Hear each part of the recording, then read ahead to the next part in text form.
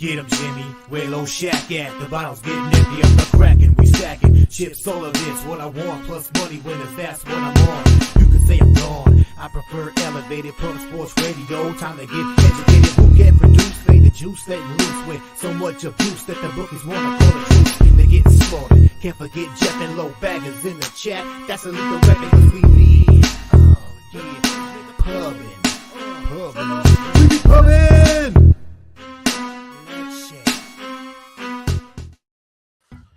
Oh, man. What's up, everyone? Welcome to Pub Sports Radio. He's Jimmy the Bag. I'm Peter Loshak. We do this every Tuesday. We have a fun time. Jimmy the Bag, it's such a chilled out time of year. I mean, each baseball game takes more, time to prepare fully than your average college basketball game. But, man, there's only 15 of them. We can relax. We can chill out. I believe we have Sharpie coming in for at least one game. I'm feeling good. I like this time of year, Jimmy the Bag. Happy Pride Month to you, Jimmy the Bag. Happy Pride Month. And Jose I thought Duquette. you'd forget. No, I would not forget. Yes, in 2024, a man making love with another man is great, is fine, is beautiful. Yes, sorry, accept it, deal with it. Yes. We're doing good in this show, Jimmy the Bag. Baseball, my record is great. Every show, if you ask me if every single pick I give loses, will I be surprised? Yes. Shocked? No. I mean, sorry about that. Surprised. I think I make bets that are positive EV.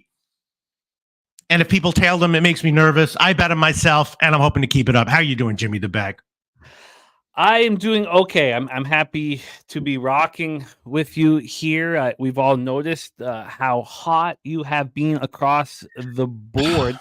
April and May combined 124 and 74, 62.6%, up 46.2 units, ROI plus 18.5%. Very impressive. And of course, that includes your MLB 57 and 32, 64%. Plus 20.9 units, ROI plus 18.8%. Average line minus 117. You are running very, very nicely. And every single show, when I look over my picks, I'm like, I could easily be down 8.3 units at the end of the day. So hopefully we'll do it again. I don't know, man. Sandoval, he seems like he'll be vulnerable today. I'll probably give a couple picks fading him. I don't know, man. Yeah. Well, hopefully we can do it again. Brent Cook says it's not beautiful. Okay. Beautiful is maybe a strong word. You're right. You're absolutely right, Brent Cook. I got to tweet out the show, though, Jimmy the Bag. I got to tweet it out and everything. I've got a couple things to talk about, but I want to back Sandoval. I haven't yet. I'm wondering if there's going to be a move against him. Now, I do have the bias. I watched his start, and it was very, very good. Up against the Yankees, he looked spectacular. It was the bullpen that let him down. I would like to back. Crystal Craig says, morning, everyone. Looks like a bullpen day for my Jays. Orioles going to destroy them again, says Crystal Craig. We have a couple things while you are tweeting out the show. Let me tweet this out. First off, we are live this Thursday night for the NBA Finals. Game 1 of the NBA Finals. Brizzy, Mikey, Money, LJ from H-Town, Jose, and myself, and special guests. But the five of us will be hosting NBA Finals Game 1. So that will be live stream, 8 p.m. Eastern. Game pops off at 8:30. So we're going to be live and in business for NBA Finals Game 1. Now, Game 2 is Sunday, which I'm sure we're going to be live for. I won't be, because Saturday, we have a 12-hour marathon Belmont Stakes special that I will be co-hosting with Razor Sharp Picks.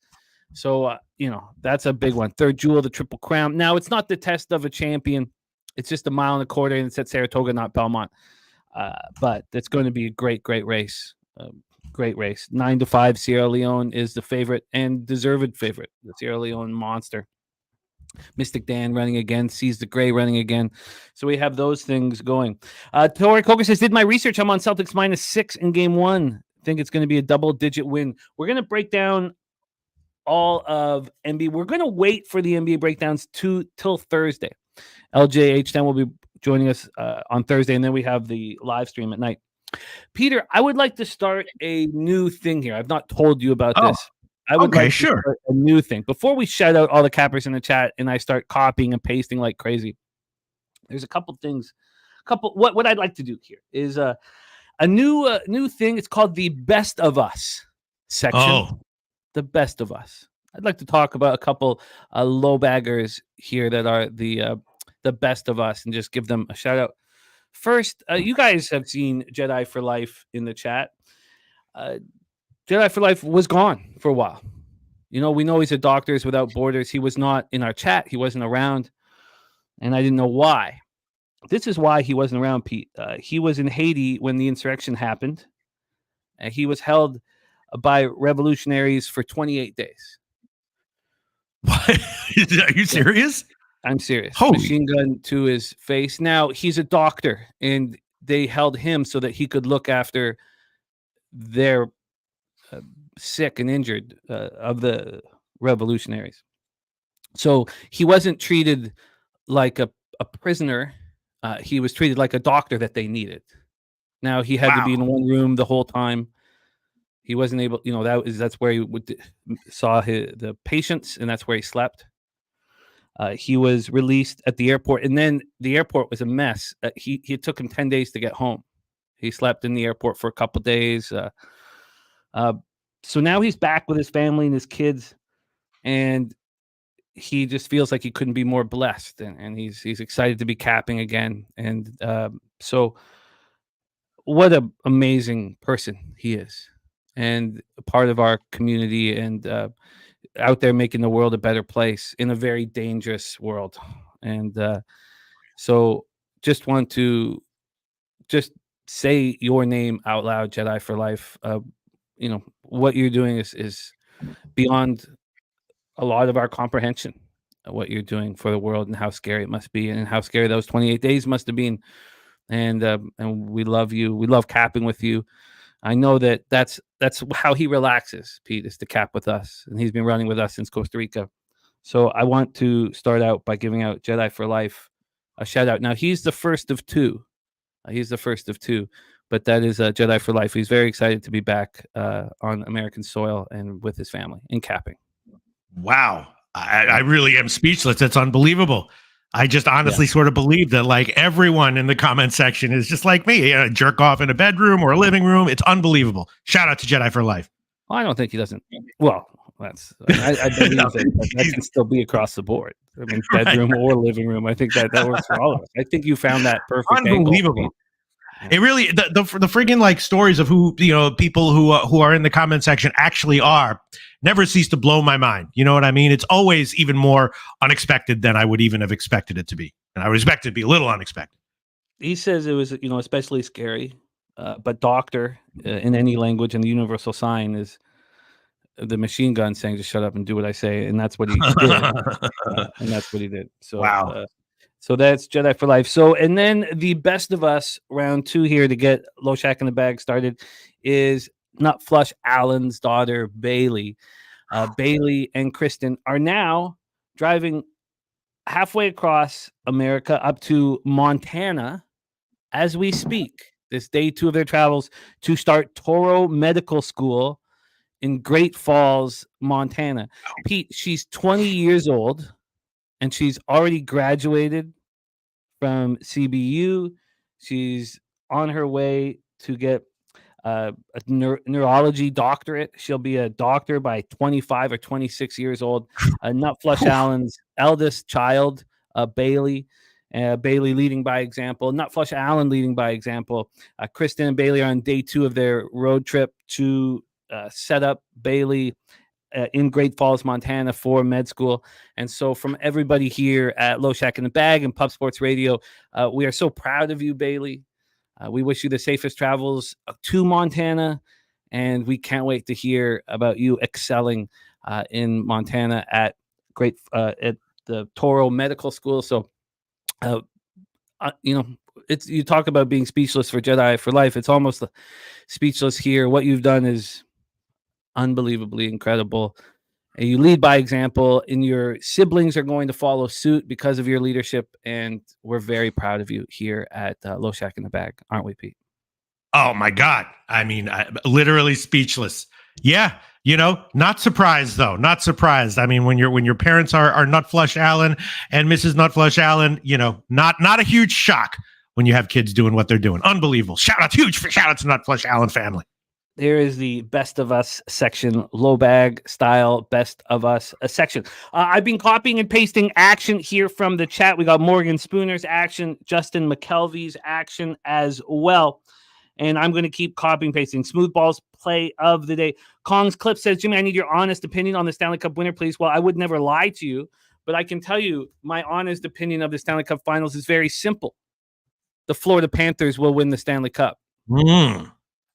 There's my honest opinion. Now, I've got 9-1 on the Oilers for $400 at the beginning of the year. I've got 10-1 on the Panthers for $400. I think it was, I don't know the date. It was in January, but we talked all about it here. So I'm just going to get paid.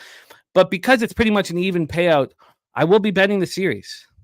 Series, which means, I'll be on the Panthers in game 1. And we'll be betting the series with the expectation that the Florida Panthers win the Stanley Cup. I'm going to keep copying and pasting action here. I do think it's so crucial in your career to watch another team win the Stanley Cup. It's so crucial, whether it be on your home ice or on their ice. Gretzky had to do it. And I don't know why McDavid would not have to do it. That's all. Matthew Tkachuk had to do it. Alexander Barkov had to do it. I don't see why the Oilers wouldn't have to do it. I guess it makes sense because, the Oilers obviously have lots of awesome parts, but they're not quite as complete and deep as Florida. Is that the basic deal? Yeah. There is multiple reasons. Now, I went on the show and took a lot of heat when I went over and said that I don't really see how Ottinger is that much better than Skinner. They had the exact same stats in the regular season. And then Slatsy was like, well, who would you rather pick if it's Game 7 Stanley Cup Finals? And I said, well, okay, Ottinger. And he's like, well, but still, Skinner is running hot right now. I do think that Bobrovsky will be a difference maker in this series. And I think that the Panthers' first line can go toe-to-toe with the Oilers' first line. So if you guys can go toe-to-toe and it can be close, then what will the rest of the, how will the rest of the players match up? And I think the Panthers have the advantage. But to me, it's that the Panthers came here and did this and failed and sat with that all year. I think that's the advantage. I think that's the big advantage here. And also just my thought, betting player props from on these teams for a while, it just seems like in my mind, there's a lot more Florida player props that I'm always considering as far as the over is concerned than Edmonton. I mean, Edmonton, in a big game, Draisaitl shots, just it's interesting how player props affects your thinking on these things. But yeah, just my first thought is Florida is Edmonton, obviously great and quite deep, but not at Florida's level. Yeah, and not at Florida's level. Edmonton's a very good hockey team, and it's going to be a lot of fun. It's going to be a great series here.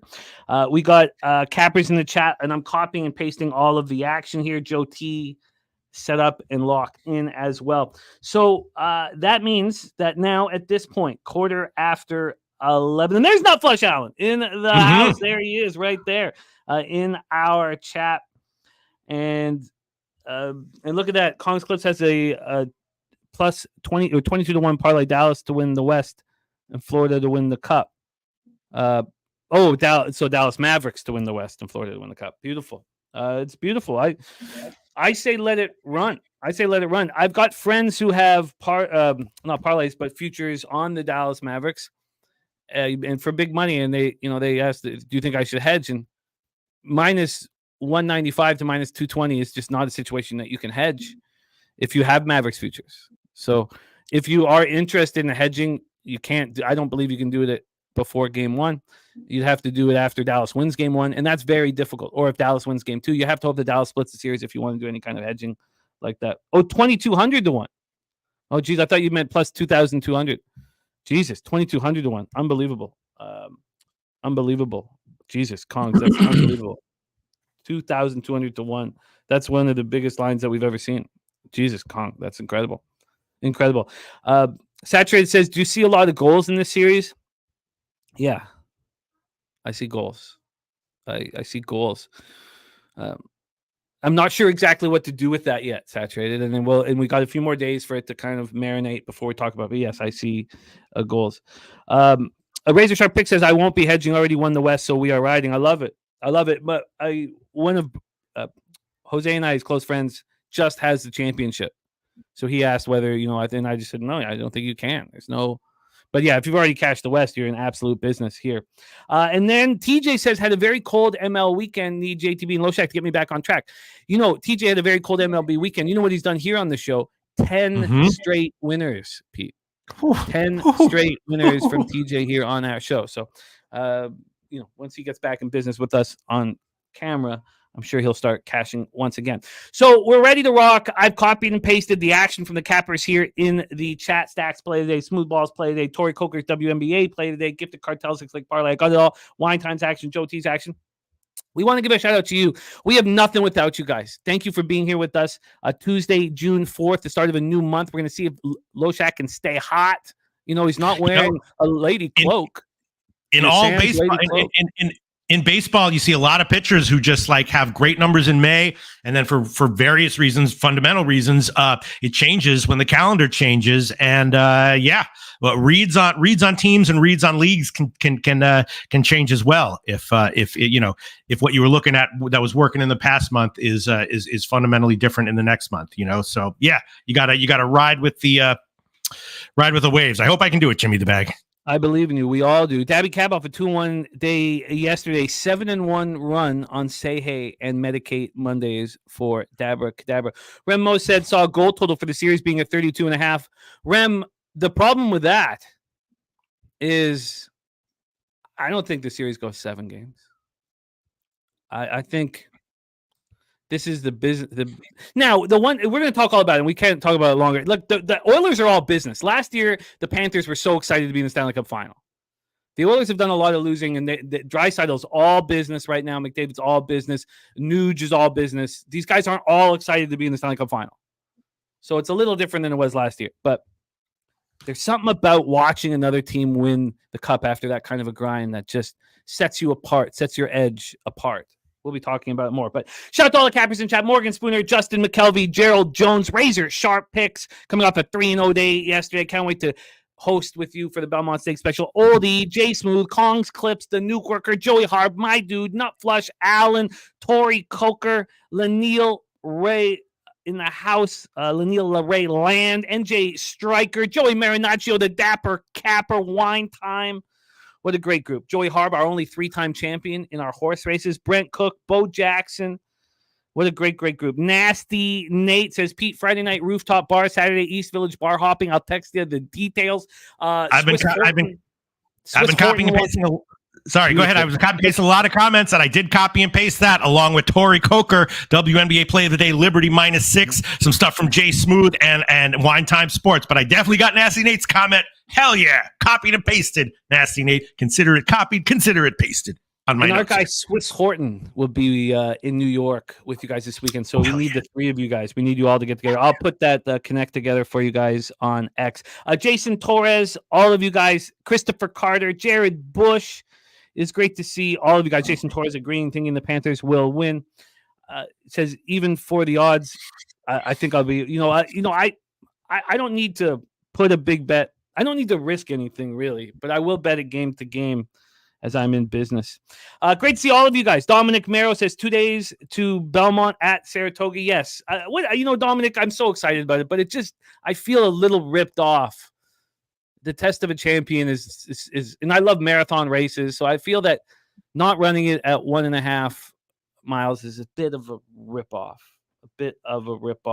Nats Nate says Swiss, that's dope. Swiss is money in the bank. You 3 are like who I would pay to get to hang out with 3 of you guys in New York. I would pay. It's time to get to work, Peter. So it's time to bring on the star of MLB capping. Now we have exciting news. Game 3, Sharpie Bets has a best bet, and Pete on our show just hitting 80%, just 80% for Sharpie so far. Just whatever, 80%. No big deal. And our star of baseball programming here on Pub Sports Radio, ready to rock with us through this entire card. No days off for Jose Bouquet. No days off for Jose Bouquet. Earn it.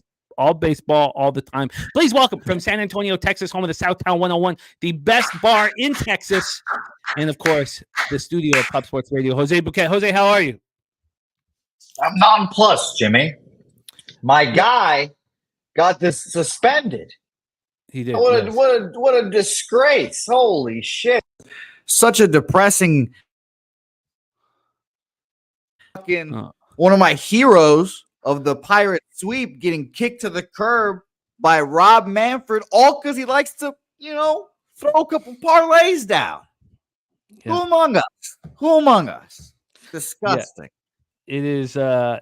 It was great sadness. I read that the man that you wear the jersey of is about to be suspended for life. For life. Yeah. Couple sad. Parlays. Did you see his winning percentage? No. What was it? Classic 4.3%. Classic 4.3%. You got to see his actual bets?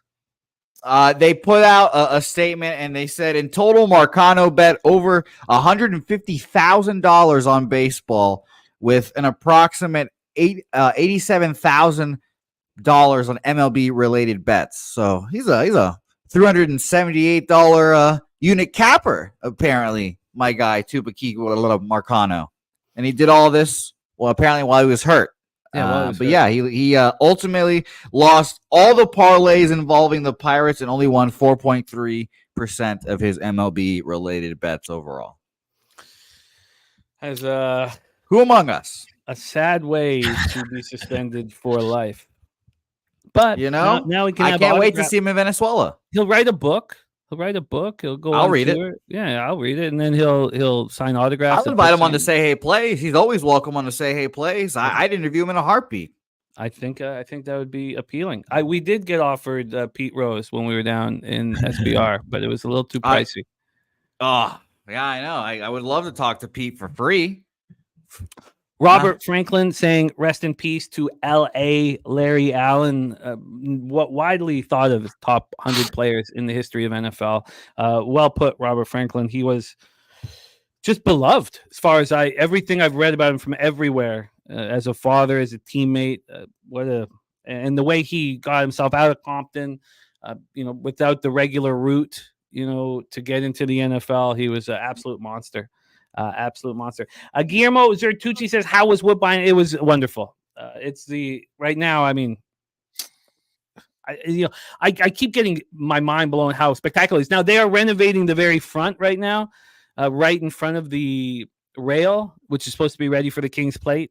And that is supposed to be, a bar, like a tiki bar, kind of walk-up bar and all this stuff. So very excited to see that. But right now, for my money, I don't know a better track in the world. It's just magic. It's absolute magic.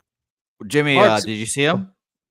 No, I did not see him. And his horses did not. Well, I cashed a nice exacta with Old Chestnut, finishing off the exacta. We got to get into baseball, but it was the perfect world because I knew that every single person at the track reading names, not one person would bet on Old Chestnut. I knew that he'd be forgotten from everybody. Everybody who didn't know that Drexler cheats. Those people would be allegedly. And so he did a cash 11-1 and he came in second. So that cash nice exact box. It's time to get to work here. DC Capper on the Kansas City Royals at plus 100. Are we all ready to rock and roll? Yes. Yeah, I'm ready.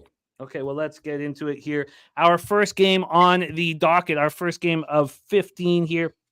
Kansas City Royals 36-25, 14-15 on the road. The Cleveland Guardians 39-20, 20-7 at home. Progressive Field in Cleveland, Ohio. We'll start with the weather here in Cleveland, Ohio. Let's get this up here. Give me a second while that's happening. Why don't we talk about here it's up. We have, here we go. Sorry about that. We have 83 Fahrenheit, 10.3 miles per hour in. Slightly right to left, but in. Dies down to 7.3 miles per hour. So it's very hot, but the wind is blowing in. Let's get into the line history here for this one. We'll start with the money line. From a money line standpoint, the Guardians are at minus 115. They opened up at minus 110, and there really had been no movement at all towards them until 10:30 this morning. There was some movement around midnight, but it came back. And then at 10:30 this morning, there has been movement. Now, it's just 5 cents of movement. On the total side of things here, we are dealing with an 8 at minus 101. This opened up at 8, minus 111 to the under. This got up to 8.5. It got to 8.5 a few different times. But right now, there's been 11 cents of movement towards the over. Let's get into the cash flow here for this one. We have 62% of the tickets and 32% of the cash on the Cleveland Guardians. On the total, we have 63% of tickets and 58% of cash on the over. Robert Franklin on Royals money line, and he's on Royals first 5 money line. Joey Marinaccio says there's no reason to fade Lugo at this point. He's on Kansas City Royals. I agree that there's no reason to fade Lugo, and I moved on the Royals first 5 at minus 105.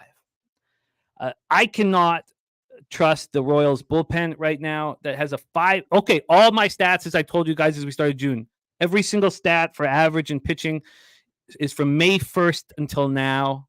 That's the sample size that I would like. So that's every stat. Keep that in mind. It's from May 1st until now. I've taken out the end of March and taken out April. A Royals bullpen 5.52 ERA, 1.56 whip. It's absolutely atrocious. The Guardians bullpen is phenomenal. 2.34 ERA, 0.88 whip. So I focused on the first 5. Seth Lugo, 9-1, 1.72 ERA, 1.01 whip, 66 Ks over 78 and a third, 6 home runs allowed. His last start was a 6-1 win at the Twins. He was great again, 6 innings, 1 earned run. He just keeps delivering. And on the road, he has the best numbers of any pitcher in the league. Now, I don't want to get too caught up in that because I don't think the sample size is maybe big enough, but 42 innings of road opportunities, 6-0, 0.86 ERA, 0.163 opponent's batting average against them. Kristen McKenzie pitched fine in the thin air at Colorado. This is another situation where the Guardians are leaving the thin air of Colorado. He went 5 innings, 4 earned runs, 2 home runs, 9 Ks, and 3 walks, and a 13-7 win there. At home, he's been really good this year. 3.31 ERA, 32 Ks, but 25 walks. Very strange as K to walk ratio is that poor. The Royals versus righties, 252, 713 average. And the Guardians versus righties, just 226, 680. If you take out April's numbers, they're not hitting the ball very well. Picks from Dave also on Royals first 5. Justin McKelvey on the under 8.5. Boss 702 says, give me Cleveland. Take it away, Jose Buquette, Royals Guardians. Yeah, I like Cleveland as well. Or sorry, I like Kansas City, excuse me, here as well. I obviously have kind of figured out how I feel about the Royals in the last few weeks. We talked about them. Their, prove it to me series against the Rays. They did well. So I'm taking them seriously. And obviously this is a huge series for the Royals because they're chasing Cleveland, et cetera, et cetera. I do like them here. And McKenzie, I came into the season wanting to back McKenzie, and then obviously the elbow thing kind of thrown me off.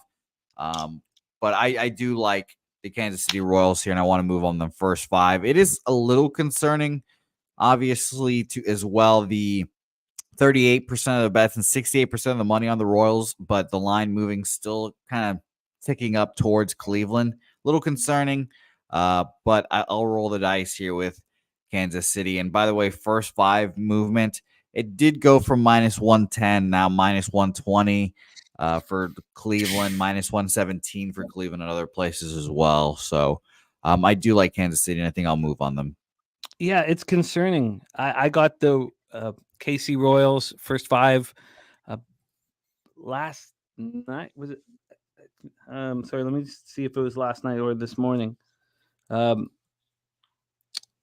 Yes, I got them last night, minus 105. I woke up this morning, and this was at 365. They were minus 104 at Pinnacle, but I wanted to send it in and not use liquid. And so then this morning I woke up, it was minus 110. It moved 5 cents in my direction. I was like, this is perfect.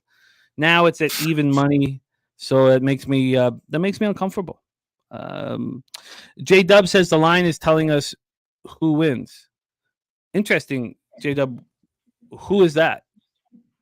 Because I feel like the line, this isn't the 35 or 40 cent move we've seen on the Yankees since the limits were increased. I'd be curious to say, to hear who you think the line is telling us will win. Peter, take it away. Royals, Guardians. Shout out to our guy, Sharon Pulliam. Well, I did make 2 bets. I took, obvious ones, right? Again, they're obvious. If they are where they are, then the book's giving away free money. I don't know, but I bet them. And I took Lugo under 2.5 earned runs -127. That was at Caesars. I also took a shot with McKenzie over 2.5 walks at +136. I do think McKenzie's going to have a better start though.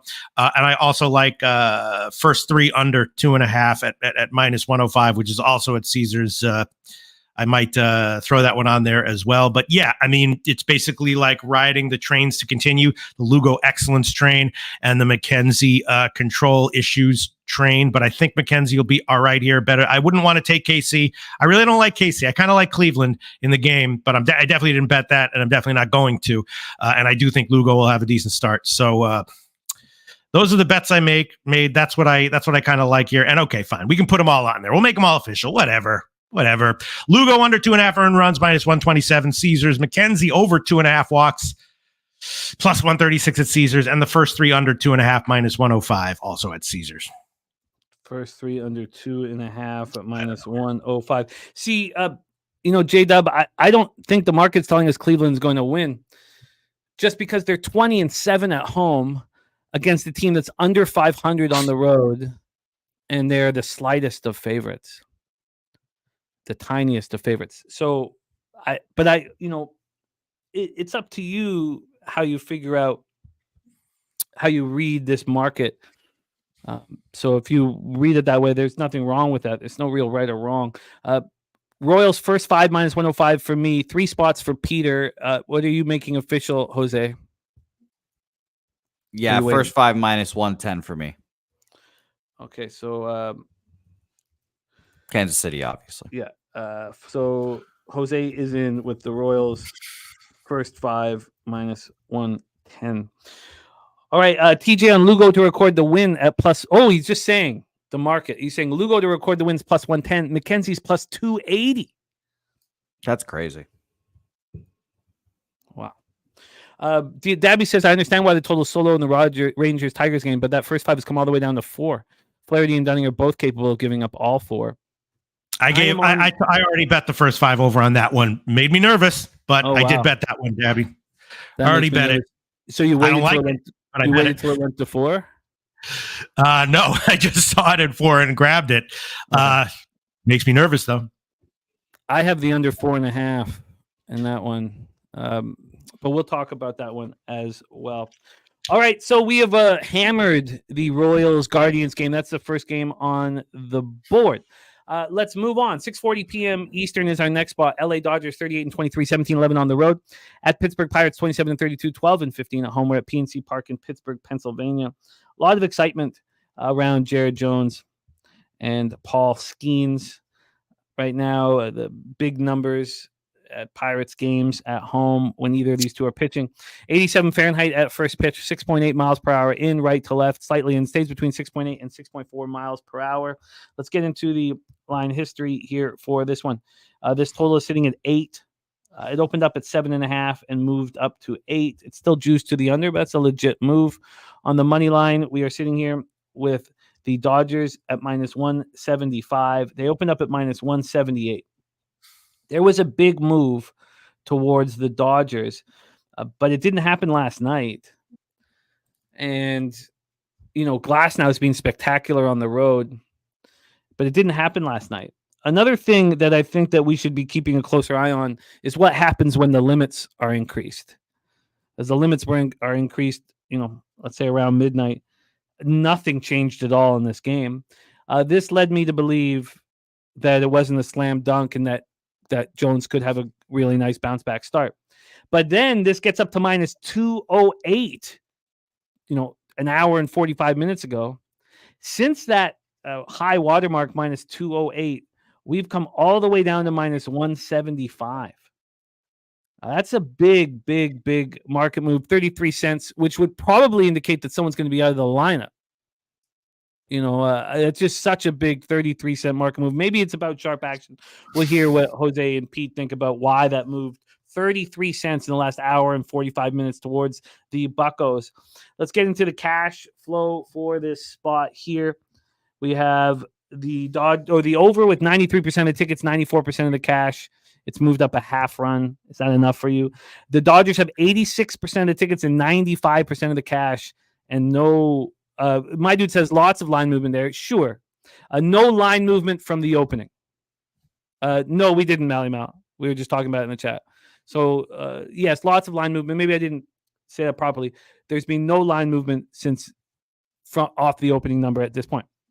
Glass now 6-3, 3.04 ERA, 0.91 WHIP, 95 Ks over 74 innings. Last start, 5-2 extra inning win at the Mets. He looked very good. 7 innings, 2 earned runs, 8 Ks, 4 walks. On the road, he's been so good. 0.99 opponent's batting average, 2-0, 1.69 ERA, 32 innings, 44 Ks, and 13 walks. Tone Miggins has moved on Betts home run at plus 540.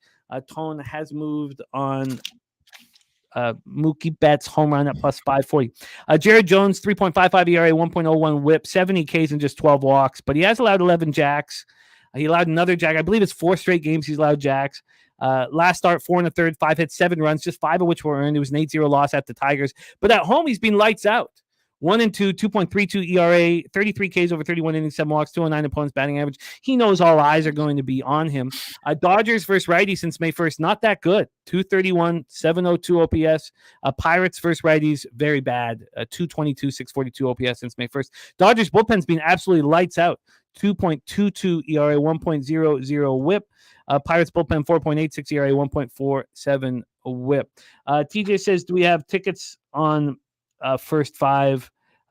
No, we don't. I don't. At least maybe someone out there can get them. I just have the full game tickets. Take it away, Jose Bouquet, Dodgers Pirates. Yeah, I think I'll just stay off this game. I'd like to see Jared Jones pitch before I go first 5 under against the Dodgers, a very good team.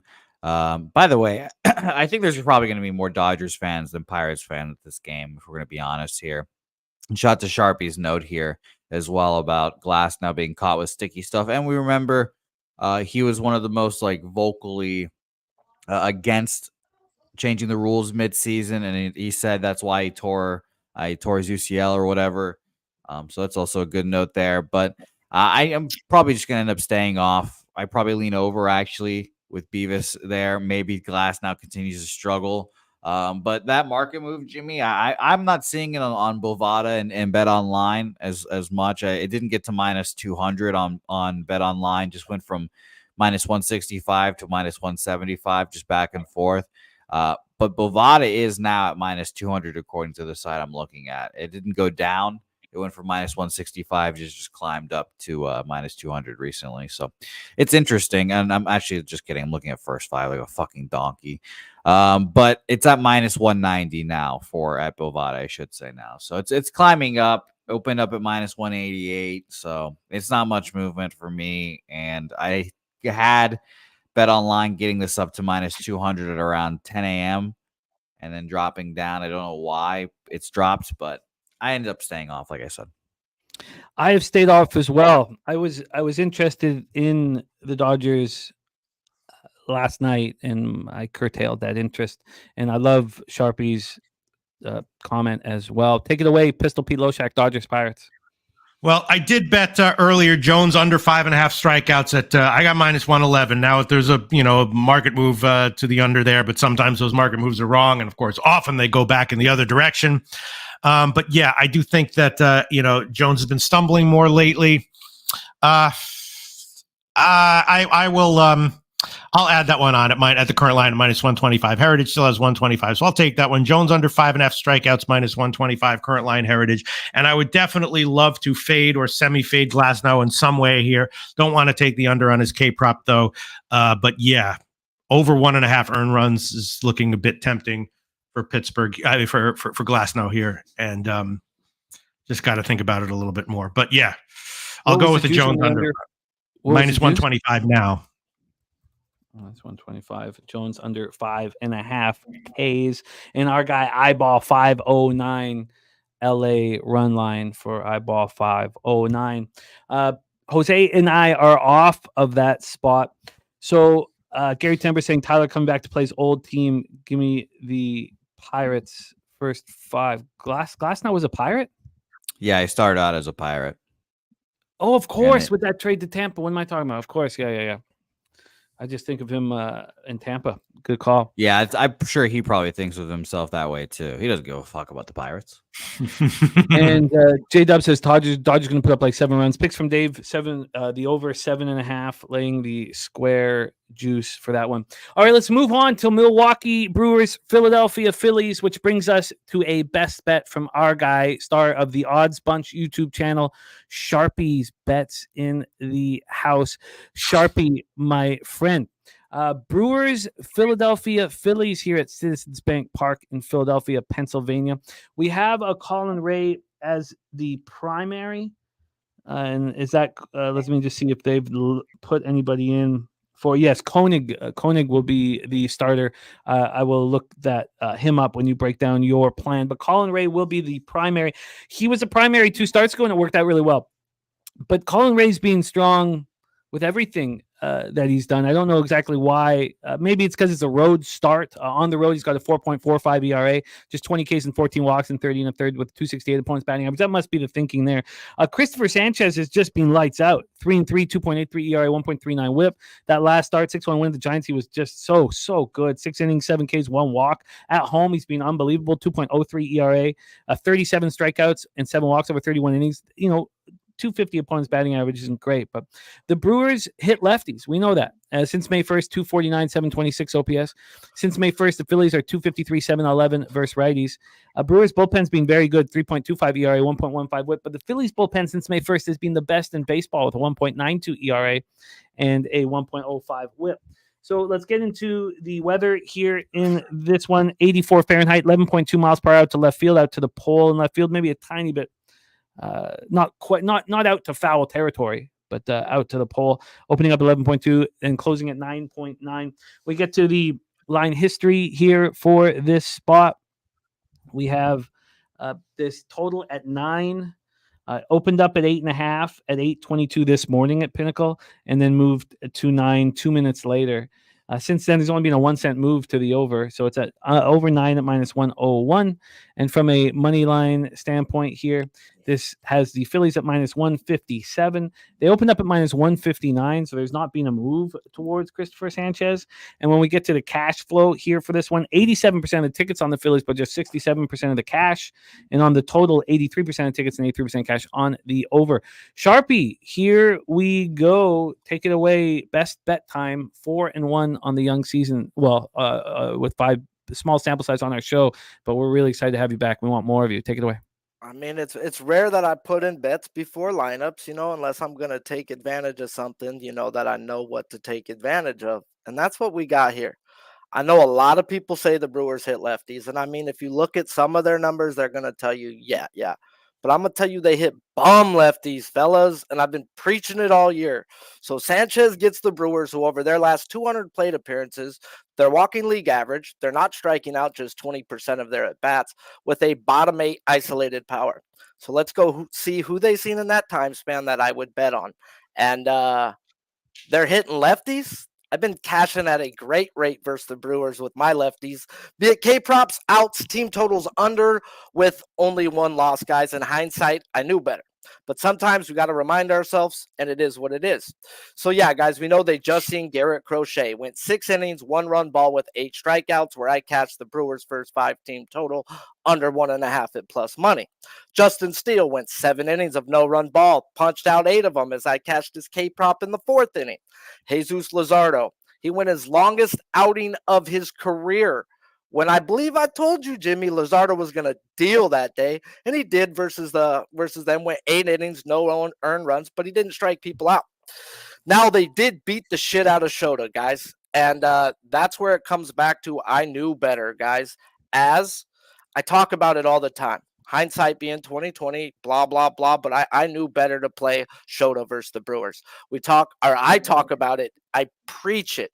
Pitchers need to be on routine. Japanese pitchers are even more finicky than American pitchers. He warmed up for the St. Louis game, didn't freaking play. They started him 4 days later. Whether he hit, had a great game, bad, I should have never fucking bet him that day. Is what it is. I could at least understand what happened. And then we get into what I'm going to do with Chris Sanchez, guys. And it's fucking easy. You read all of his numbers at home. It gets actually better, whatever number you want to look at home. And I'm going to tell you why. If you know how I bet pitchers in Philly and Houston, you already know what I'm looking at here. And I know Sanchez's. Yeah, you know. Sanchez is out over 16.5 at -125, guys. They soak their infield more than any other baseball team in the league. That is a infielder's wet dream. That is a double play anytime they get a ground ball. 108 off the bat, no problem. Easy out, guys. Is what it is. Double plays, yeah, no problem. So what I'm getting at, guys, is we have one of the best ground ball pitchers in the league with Sanchez. 61% ground ball rate, where league average is 44.5. I expect the 16.5 to move to a 17.5 when more people start to realize, as yes, he's only 6-4 to the over this number his last 10 games, which comes with some juice to that percentage. But he's 4-0 at home, averaging 20 outs a game this year. I mean, what else do you fucking need to know? A ground ball pitcher in Philadelphia, you play his outs, fellas. You play his outs. He's going to go deep. So I'm on his outs, guys. I expect a big start. I love it. Sanchez over 16.5 outs at -125. There's our guy, Jay Peasy, in the house. What up, Jay Peasy? Pistol Pete Loshak, Sharpie on Sanchez over 16.5 outs. What are your thoughts here? Well, I can't tail it because I already bet it. I'll make my bet a little bit bigger, though, just out of respect and in deference to Sharpie. I absolutely agree. And I also, though, bet Sanchez's hits over 5.5 at plus money. At anything worse than, plus 100, I wouldn't have done that. But I did do that. So those are my two plays that I bet that I like here. Sanchez over 5.5 hits just a bit, and also over 16.5 outs. I got -127. I think it's moving up, and if it loses, that's fine because the reasoning is sound. And yeah, agree with everything Sharpie has said. I've watched his videos, and I knew what he was going to say there, and I bet it already. And I'm going to make both of those official as well. We can make the hits one over 5.5 plus 105 at Heritage, and then I'll find the best outs right now, and I will add that one on there. DK still has -125. I just refreshed it. For the outs, really? Okay, yes. Great. I'll take that one officially. Thank you, Sharpie. Yeah. I had to make sure I gave them a real number for what I was on, so I was like, okay, where's the best line at? Hey, it's the same one. Yeah. You got it, Sharpie and Loshak. So both on Sanchez outs. And take that later on because I don't want to pop back on just to talk Shota, but I really think that's why he got cracked last time. That, like, him pitching 4 days after he warmed up for St. Louis, Japanese pitchers finickiness, man. So I do expect a bounce back for Shota later on when you get to him there. It's getting a lot of love. You guys is Sanchez outs over 16.5. Loshak also on the hits over 5.5 at +105. A double-barreled action for Sharpie. Sharpie, I love it. I love it. When can everybody find you on the Odds Bunch YouTube channel? Today, you can find me at 3 Eastern, and I'm going to talk us some pitching. I got like 7-8 pitchers. Once again, we got some big old man titties on a pair of pitcher. I know Glasnow hooked you last time. But it's either under or nothing, as the books only want the over on his K prop. So learn what the books are asking for, and then don't just bet that. Figure it out, and then go with it, guys. So you don't got to just tell me. You're going to learn some shit on my show, guys. You're going to learn some shit and take it to your own capping, bro. So I'm not stingy on the way I get to my bets. I explain exactly how I'm getting it. Hence the reason Loshak already knew it. Philly. And I've said that from the beginning. If there's someone I read or follow or watch, yeah, the picks are great, but it's more for their thinking and their analysis and for the future, trying to think about how they look at things. Absolutely. Shout out to you, Sharpie. So see y'all later, dude. Appreciate you for letting me on, Jimmy. Oh, we love it. There he is, Sharpie in the house. We have Taint Play of the Day is in as well. It's on the Rockies. Malin Mal says, I hate when Taint is on the trash Rockies.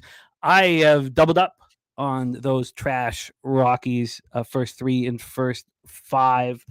So I'm running with Taint here in this one. But we have Sharpie locked in. Jose Bouquet, are you moving on Brewers Phillies? No. Well, I have nothing original to say. I will just tailing the Christopher Sanchez outs with everyone there as well. So nothing really original. I have to bet it at -155. I'll just take the juice, whatever. So I'm betting it, and yeah, nothing really original to say though. All right. Well, Jose joining. So Jose, well, are you making that official? The join? Yeah. Like I said, I'm getting -155, so it's shitty, but I'll take it. There we go. Jose also on the outs over 16.5 at -125. All right, we've been firing at the board on each game here. Let's move on to the next spot. I've already seen that TJ and I align with this one. This was my first 2 bets on the entire card, and it was a double up spot for me. And I did it before the market sort of explained itself, which worked for me on Friday. I had a 7-3 day. It was a 7-2 day before I added the Giants late, but I'm going to be doing that a lot more now that we are sitting here with just baseball only, pretty much, other than the NBA Finals and the NHL Finals. Let's roll here. Tampa Bay Rays 29-31, 12-13 on the road at the Miami Marlins, 21-39, 11-21 at home. We're at Lone Depot Park in Miami, Florida. My first 2 bets on today's card, I took the first 5 under 4 at -115. And I took the full game under 7.5 at -120. They were both at bet 365. Pepio versus Luzardo. And I had to get past the fact that the Rays have been hitting lefties really hard and focus on what Luzardo is doing at home. I actually did a bit of a deep dive on Luzardo. There were a lot of articles coming out about Luzardo with the amount of innings he pitched last year as to explaining why he had such a poor start to the season, that his arm was dealing with fatigue. But what I've seen is a pitcher that's pitching very well. Now, that last start, 4-0 loss at the Padres can't hit lefties. Now, that was on the road. At home, he's been very good. At home, 3.09 ERA, 200 opponents batting average, and that includes his rough start. I've told you guys that I believe in Pepio. I just really do. I think he's a good pitcher. And for whatever reason, he's not been very good at the Trop. I don't want to take too much into what he's done on the road, because this year he's thrown 46 in the third innings and only 12 have been on the road. He hasn't allowed a run, 125 opponents batting average. It's just two starts. The MLB spreadsheet dog of the day is the Miami Marlins at even money. So Ron Crawford also trusting our guy Jesus Luzardo in this spot. And shout out to Ron Crawford, who's just destroying with the dog plays of the day. And let's send our love to Mr. Ron Crawford.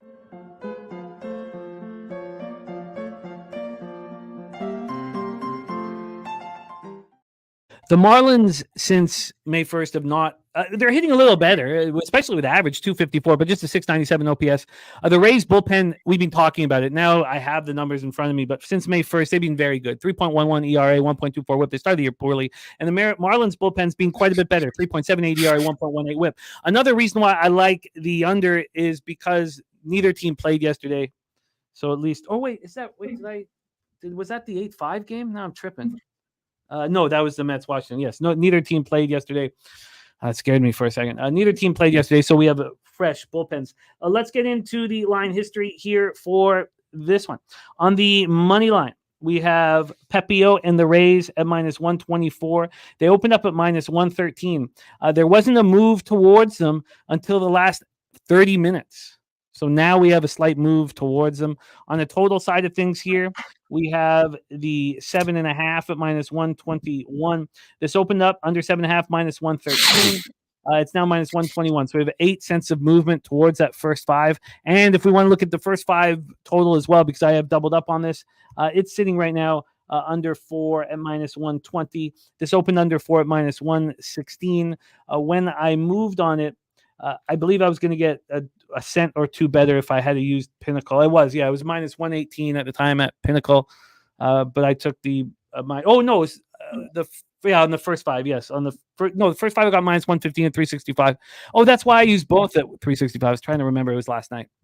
Okay, take it away for us here, Jose Bouquet, Rays Marlins. Yeah, I didn't have any action on this game. I don't think I will. I lean under with you guys as well. You're seeing 7s across. Well, I'm at least starting to see 7s across the board. And there's 80% of the bets, 76% of the money on the over. So you guys know I lean under in those situations. I think it's going to be interesting to see how those spots do today, because obviously Dabby Cab surmised that there would be less public money with basketball in the NHL going. Now, obviously, there's nothing else. So we're getting a lot of hopefully public rec money on baseball today. Hopefully they're betting overs and this totals go under. I'll be very interested in that going forward, especially in the summer as well. So I lean under here. I agree with people betting the Marlins. I like the Marlins in this game. If I have two last place teams, two teams that I don't think are good, I'd rather have the home team or the team that's plus money. So I'll take that, and I'll lean that way. Excuse me, but no action for me. Wow, and my dude's saying that and Matty guy's saying the Rays are struggling versus lefties. So I have 255, 753 OPS. I just switched the date. Let me switch it again to the 15th here, so I can, because I've got the last 34 days of sample size. And if I go, wow, you guys are right. If I cut it down, they are now hitting 198 with a 563 OPS over the last 2 weeks. Interesting. Very, very, very interesting. Wow. Okay. So again, I'm using the bigger sample size. It's crucial to get that information. But from May 1st to 15th, they were smashing lefties. From May 15th to June 4th, they haven't been hitting lefties at all, which does make me comfortable here as I'm on the under. Take it away for us, Peter Loshak. Well, again, I made bets. I think they're good bets. If they lose, maybe they were still good bets, or maybe not. But yeah, I bet on a good start from Luzardo. I bet the Miami first 5, and I bet Luzardo over outs, and I'll make them both official. Miami first 5 at Bet Online plus 105. A little bit concerning that Bet Online has the best line here on the first 5, but I'll take it. Miami first 5 plus 105 at Bet Online, and over 16.5 outs minus 131 at Caesars for Luzardo. I'll make those official. Sorry, and leaning under 2.5 earned runs also for Luzardo, obviously. What was the Luzardo outs? 16.5 minus 131 Caesars. Minus 131 over 16.5 outs. Marlins first. Pete, 5. what book do you look at and when it has the best line, you're like, fuck yeah, these suckers, I've got them. Pretty much all of them. No, I mean, if it has the best, no, I'm not going to say that. Come on, Jose Buque. I'm not going to insult the books that we are most profitable at. Come on, man. Come on, pal. Speaking of books that we're profitable at, we have our links on our Pub Sports Radio website. And the biggest bonus you can get is from Bet Online. If you're opening up a new account, if you use Pub Sports and go through our link, they will give you 100% bonus up to $1,000. And of course, MyBookie as well, 50% bonus there, MyBookie as well. There we go. Beavis saying the Rays here, they get the bats going, and he is on it here. The Raccoons are running around right now, Jimmy. Just to let you know, they've been active this morning. Yeah, no, I feel that. I love it. I think it adds a little bit of anger and edge to you, as the Pigeons did for me. 5 a.m, motherfuckers. So we are locked in, and Jose, you have stayed off this spot. Yeah, I lean Marlins, but I stay off. Lean Marlins, lean under, but nothing. All right, let's move on to the next spot on the board. 6:45 p.m. Eastern with the New York Mets 25-35, 12-14 on the road at the Washington Nationals 27-32, 10-14 at home. We're at Nationals Park in Washington, D.C. Let's start with the weather over in Washington, D.C., and that was 86 Fahrenheit with heavy rain to get started. So the game will be pushed back. Let's see here. I'll do a quick update, and let's see if we are sitting here with the game in red. It's not in red. It's going to be fine. The game just might be pushed back a little bit. That's all. The precipitation drops very quickly around game time. Excuse me. So here we go. This spot, I watched Trevor Williams here. I watched Trevor Williams look spectacular at the Braves. There was a couple of different innings where he had 2 runners on and needed strikeouts, got them. His stuff was getting so much movement. and his slider was moving, just dipping. And I wanted to back him here immediately, but some things stopped that. Morgan Spooner says cognitive ease leads your mind to being lazy. Says the pigeons made you sharp, Jimmy, never forget. I do think there's a lot of truth to that, Morgan. I really do. First off, the Nats have not been hitting lefties at all. Now, again, I'm using the sample size since May 1st. Others are using a shorter amount. Since May 1st, the Nats are hitting .245, but with a .576 OPS.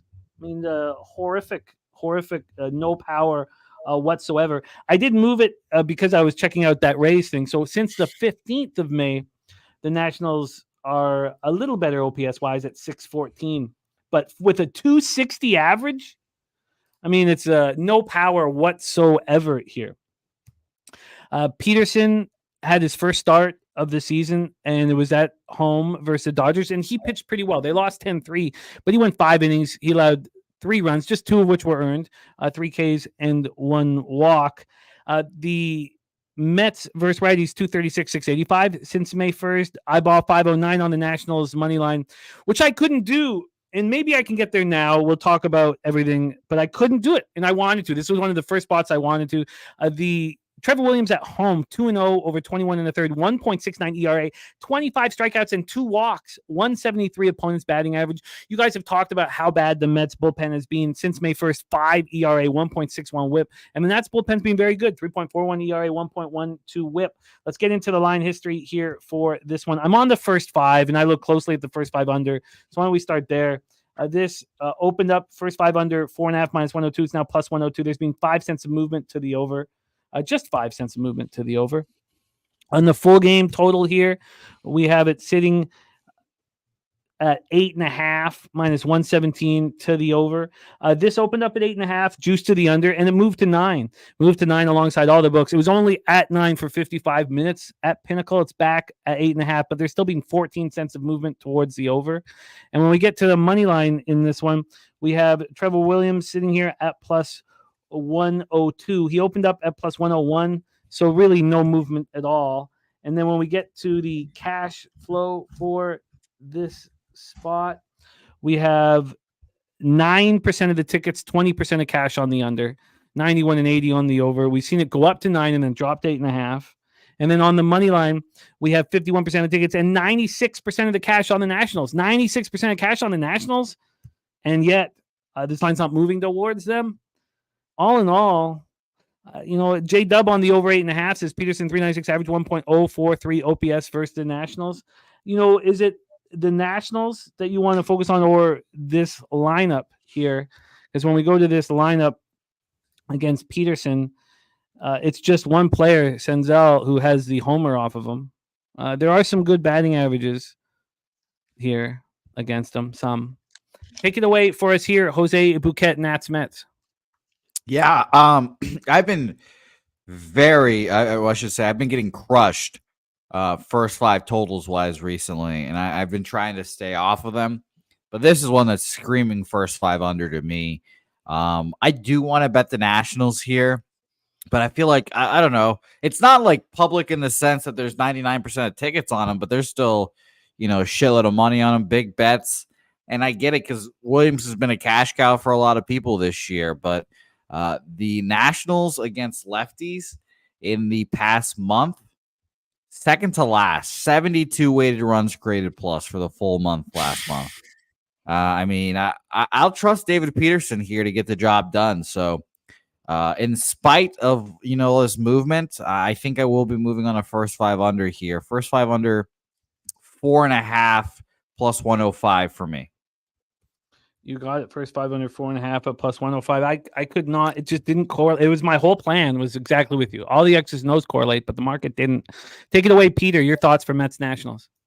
Well, I did make one bet. I did take Peterson over 4.5 strikeouts at minus 106. It's gone up about 10 cents or 20 cents since then. I mean, it could go back the other way, and I didn't feel comfortable about it, but the numbers kind of liked it. I'm assuming that he's going to be okay as far as his health is concerned, so I gave that one a shot. Also, I took a small shot with over 1.5 walks with him for minus 166. And I did take a small shot with Williams under 2.5 earned runs at minus 108. Now that's down about 20 cents as well. Trevor Williams at some point is going to crash, but I don't know. I took a shot with him to have another decent start here. Maybe leaning Mets first 5 team total under as well if you can get 2.5. But full game leaning Washington, and I bet Peterson over 4.5 strikeouts and whatever. I'll make that an official play right now. I'll take the Caesars line -117. Peterson over 4.5 strikeouts -117 Caesars. Official play. Jose on the first 5 under 4.5 at +105. Loshak on the Peterson over 4.5 Ks at -117. Joseph Gomez saying Nerfy spot. Not Plachon looking at Mets team total under. Yeah, I was looking at Mets first half team total under and probably full game as well. Yeah, I'm off of it. I'm gonna have to stay off of it, and I will cheer you guys on. Let's roll on. 7:05 p.m. Eastern, and looking back at this game, and now that baseball's our sole focus, you spend all night with the games, and then maybe when you're thinking clear, you can make moves on some of them in the morning. I couldn't believe this. I watched Bailey Ober. I thought maybe that would have been a problem. He looked really bad at home versus the Royals in this last start. He's looked bad all year. He's been terrible on the road. So, Luis Gil has been unhittable, and he's been spectacular at home. And of course I wanted the Yankees first 5 -1/2. At first, it made no sense that the Yankees would be at 365 -175 on the game and -150 on the first 5. Why would they be giving you such a break on the first 5 when that is the biggest advantage, although the Twins bullpen hasn't been good? Beavis saying Yankees -1.5, no-brainer. Yeah, it was a no-brainer, so I just couldn't understand it. And then the limits moved around midnight, and I guess all the money came in on the Yankees. But now we've come all the way back. I mean, this is just wild. This is just absolutely wild. So this opens up at -156, and I'm watching it like a hawk. 8 hours go by. It's not moving. It's just not moving. Why is it not moving? Then there's like some tiny moves around 11:30, some tiny moves, but there's no real movement until like 5 in the morning. Then it's a landslide towards the Yankees. They get up to -182. They were at -182 when the show started, and now they're at -164. It's come back 18 cents. Which makes me feel more comfortable for not moving on it. It just didn't make sense to me here. So that is the money line here. We have 89% of tickets and 96% of cash on them. On the total, we have 91% of tickets and 87% of cash on the over, 91 and 87. When we get to the line movement on this total here, we have it sitting 8 -109 to the under. It opened up at 7.5, and it lasted there for 3.5 hours before it moved to 8. It did drop again to 7.5 at 9:25 this morning, but overall, it's been a half-run move towards the over with all the money on the over. So I found this very confusing. Just to add to the statistics a little bit, Ober on the road, 3-2, 5.52 ERA, 252 opponents batting average. K to walk ratio is nice, but that's the only thing that's nice, 29.5. Luis Gil at home, 4-0, 1.27 ERA, 44 strikeouts over 28 and a third, and the opposition's hitting 115 off of him. Since May 1st, nobody's hitting righties like the Yankees, 272, 826 OPS, and the Twins are not, 224, 690. With it all said and done, I didn't get it. Lee Davis says, I wanted some Twins here, but needed more than the +150. And he's now asking if Trevor Williams is scratched. I don't have that. That would be really ideal if it was not true, Lee Davis. Please say no. So, yes, it's now off the board. So something's happening in the Mets Washington game. I just added the Nerfy in there as well, so that'll probably get canceled. Yeah, they just took it off the board saying Rodney. We have the full card from Razor Sharp Picks for Parks. Thank you, Razor. I can't wait to rock with you on Saturday. But here we go, Jose, and I'm going to copy and paste that for sure and be able to share it with you guys again at the end of the show. But now I feel more comfortable being off of this. Take it away, Jose, because the first 2 spots on the board for me were the Mets-Nats first 5 under because of the lack of the Nats against lefties, and then the Yankees first 5 -1/2. Take it away, Jose. I'll be honest. After that breakdown, Jimmy, I want to bet the Twins here. I know that the Yankees are very good, and I know that the Yankees own them, blah, blah, blah, blah, blah. But shout out to Rolls-Royce Lewis coming back here. He's a big offensive piece for the Twins. He was, arguably their best offensive player for stretches of the year last year. So that's obviously a big acquisition back. And I think this line, when it doesn't make sense to one side, Jimmy, I think it just feels like you should just take the side that doesn't make sense, honestly. And what's funny, wine time, I actually disagree with you there. I lean over in this game, thinking that if I don't trust Heel, I think he's going to get touched up. I don't love Ober. I think he might get touched up as well. So I just think runs might happen in this game. So honestly, I'm kind of close to adding the Twins. I just want to hear Loshak's thoughts. I'm not going to move on the total wine time, so don't worry about that. It would be actually more better for you if I moved on the over for you, but I do like the Twins here, honestly. Look, every single thing would tell you that the Yankees are the play. So why is the market not doing that?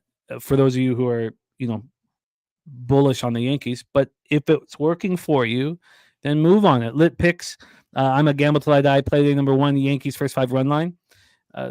And I get it. And then number 2 is Yankees team total over. My dude says Twins aren't hitting righties at all last 21 days. Yeah, so I guess the books are fucking stupid. The books are idiots. Take it away, Pistol Pete Loshak. Your thoughts here? Yeah, this is a confusing game a little bit. I was definitely leaning under, which doesn't mean that's the right play, and I definitely didn't bet that one yet. I might do the first 3 under 2.5. Heel's outs number is a little bit low. I'm not exactly sure why. And Ober, can be good. Got hit hard in his last time out. And yeah, I want to take the first 3 under, but I'm worried that it'll be like Yankees 3-zip after 3. If Ober does get crushed, that'll be super obvious. Leaning under, leaning first 3 under, but that's a very shaky lean because Ober, is obviously shaky right now. And Heel, I don't know why his outs number is quite as low as it is. Definitely don't want to take the Yankees though at this line with the spot. Yeah, this is extremely confusing. But I was just happy that I wasn't sitting here with a 40. Like I thought, Jose, legitimately that we could be dealing with the cash cow situation by the time the show started, because it had moved, 25, 30 cents when it wasn't moving.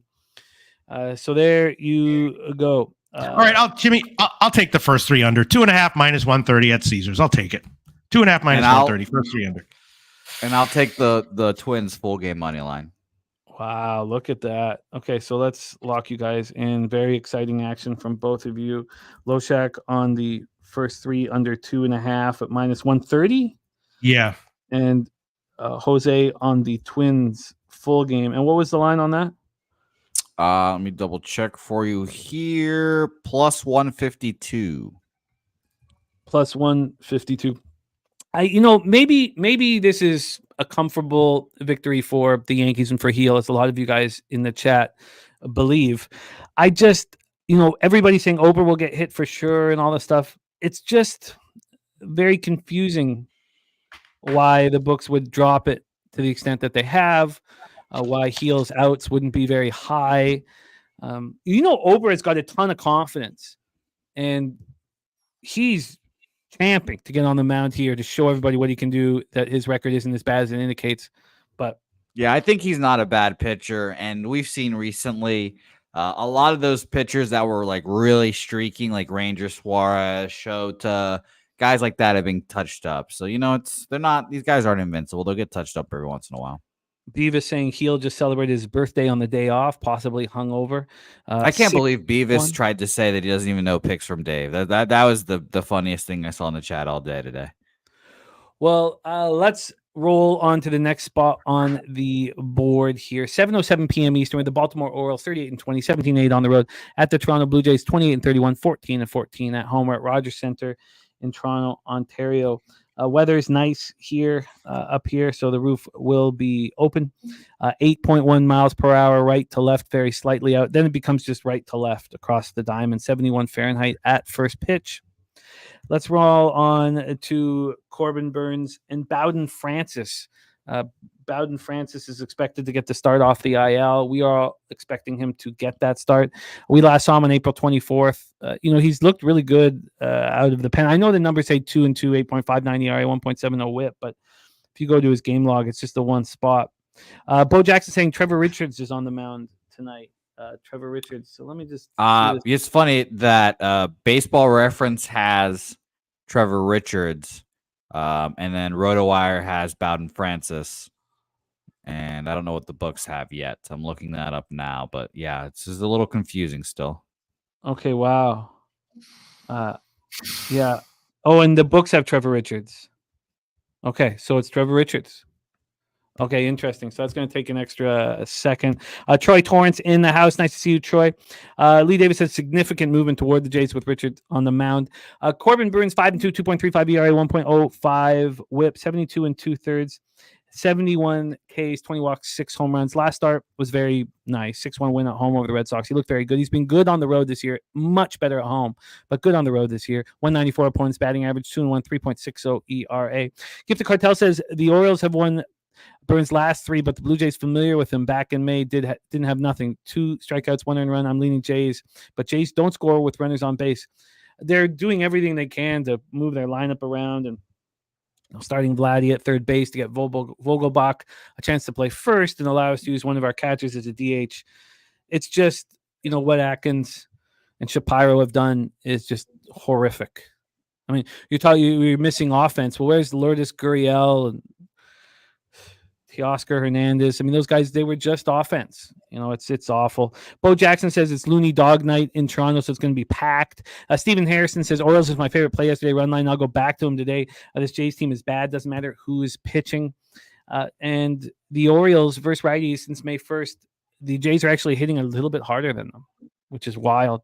Orioles bullpen's being 3.43 ERA, 1.15 whip. I was listening to a guy on the radio yesterday, guy who works for ESPN, and he had predicted that the Jays have a top 3 in their starting staff that was going to, this was before the year started. They played the clip of top 3 starters would be a top 5, top 3 starting group in MLB baseball, that their relief core would be top 10 in MLB baseball, that they wouldn't allow runs. And that's not happening. Although I keep telling you guys that the Jays bullpen will improve. I still believe that. Let's get over the line history. They're 4.30, 1.26. Romero's now gone. I mean, he's got a 31-year-old with elbow problems. I mean, he may never be a closer again. We have this total sitting at 8 right now. That's exactly where it opened at Pinnacle. It was minus 106 to the under. It's now minus 104 to the under. There's been a 2-cent move to the over on the money line here for this one. We have the Jays at plus 142. They opened up at plus 162. We've had 20 cents of movement in the last 19 minutes, I guess, when Trevor Richards was announced.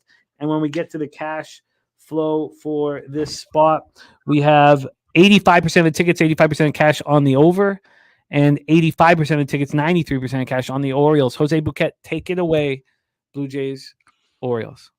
Yeah, I didn't have much on this game, obviously, just figuring out Trevor Richards is a pitcher. But Jimmy, I think I told you this. I've been quietly typing out, tracking, seeing how my total base props would do if I was doing them. Because I see guys like fucking Loshak, obviously Sharpie, just dominating player props, and I don't bet any of them. And I'm like, you know what? Fine. Let's see how I do this month. I'm making 1 player prop a day, just typing it out, seeing how we do. So far, we're 3-1 doing it, which, again, I have not put any money on these yet, so who knows how it goes. But yesterday, it was Alex Bregman, and he hit a home run, so that was nice.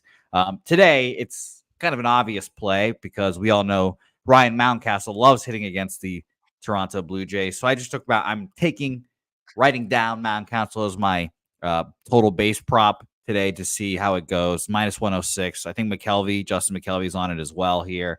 And shout out to Ron Crawford, likes this Toronto squad as a spreadsheet dog here as well. But yeah, Mountcastle obviously dominates the Blue Jays here.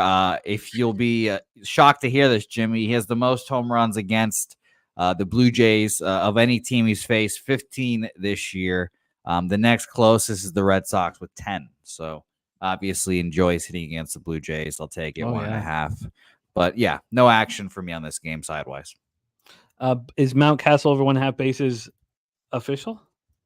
No, not really. It's just I'm still tracking it to see how I'm doing before I can make these things official. I'm going to take this whole month, basically make 1 a day, see where we are record-wise at the end of the month. And then if I'm positive and feeling good about it, then I'll probably start making them official and betting them. But yeah, no official action, though. Morgan Spooner says watching good pitchers go through the Blue Jays lineup feels like exactly like watching the Mudhead games when there's an ace pitcher making a rehab start. Crystal Craig says, I'm taking Santander for a home run. He cashed yesterday and he's a lot of home runs off several Jays bullpen pitchers, including Richards. Mountcastle coming off an 0-5 day yesterday, trifecta today. Yes, Mountcastle's ridiculous numbers haven't been there against us for a little bit because that's all we used to talk about. Yes, so I remember. So Mountcastle just had our numbers. That's not been happening lately. Now that can change. Peter Mountcastle's the first player that I'm going back to the well with. First player I've doubled up or going like my second play against. I'm a Cashavali with him to start this. So it'll be interesting to see how that goes. But yeah. And we're trying to find out why Williams was scratched at this point. But I'm going to guess he's IL bound with an elbow thing. That's just what every pitcher seems like it is right now. Jake Burns says, what used to be fade Patrick Corbin day is now fade Kevin Gossman day. Guys washed. I don't believe so. We'll keep talking about it as the season goes on. And look, he got touched by the Orioles, but he had a couple of really good starts before then. Flexor tendon onto the DL for Trevor Williams. But I don't believe so, Jake Burns. Now, I know Mikey Money and I are on opposite sides of that, and we both have very good ROIs. I have great ROI backing Gaussman. He is a great ROI fading Gaussman. So, again, you got to pick your spots, but there we go. Frank Ritaco going with Liberty Sky over 165 for a dime. Says, let's get it, and best of luck for those who tail. I love capping with Frank. And Frank looks so fucking put together in this picture. I love it. Shout out to you, Frank. Yeah, it's very professional. Frank's the real deal, man. Peter Loshak, Orioles, Blue Jays.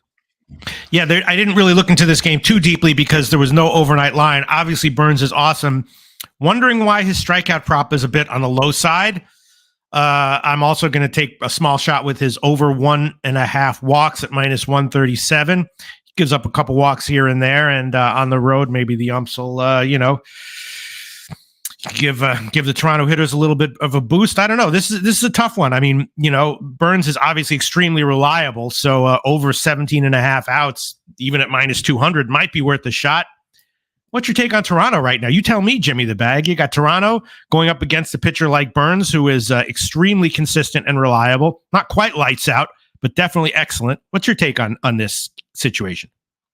Oh, the Blue Jays are just an absolute mess. Rogers is making so much money, and the Blue Jays are just beyond comprehension in their offense. I mean, how bad does your offense need to be that you need to put Vladdy back at third base? If you guys remember, in 2019, he was the worst third baseman fielding percentage in the entire league, and we've had to move him back there so we can get Vogelbach in there. I mean, it's just an absolute atrocity. And then the smart experts are saying there's some guys in Buffalo that are hitting. Why don't we give them a chance instead of trying to figure out if it's Vogelbach or Turner?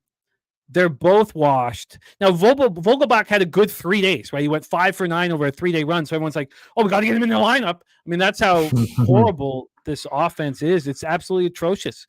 It's all Atkins and Shapiro's fault. I hope they trade everybody and fire everybody. This is just such a joke.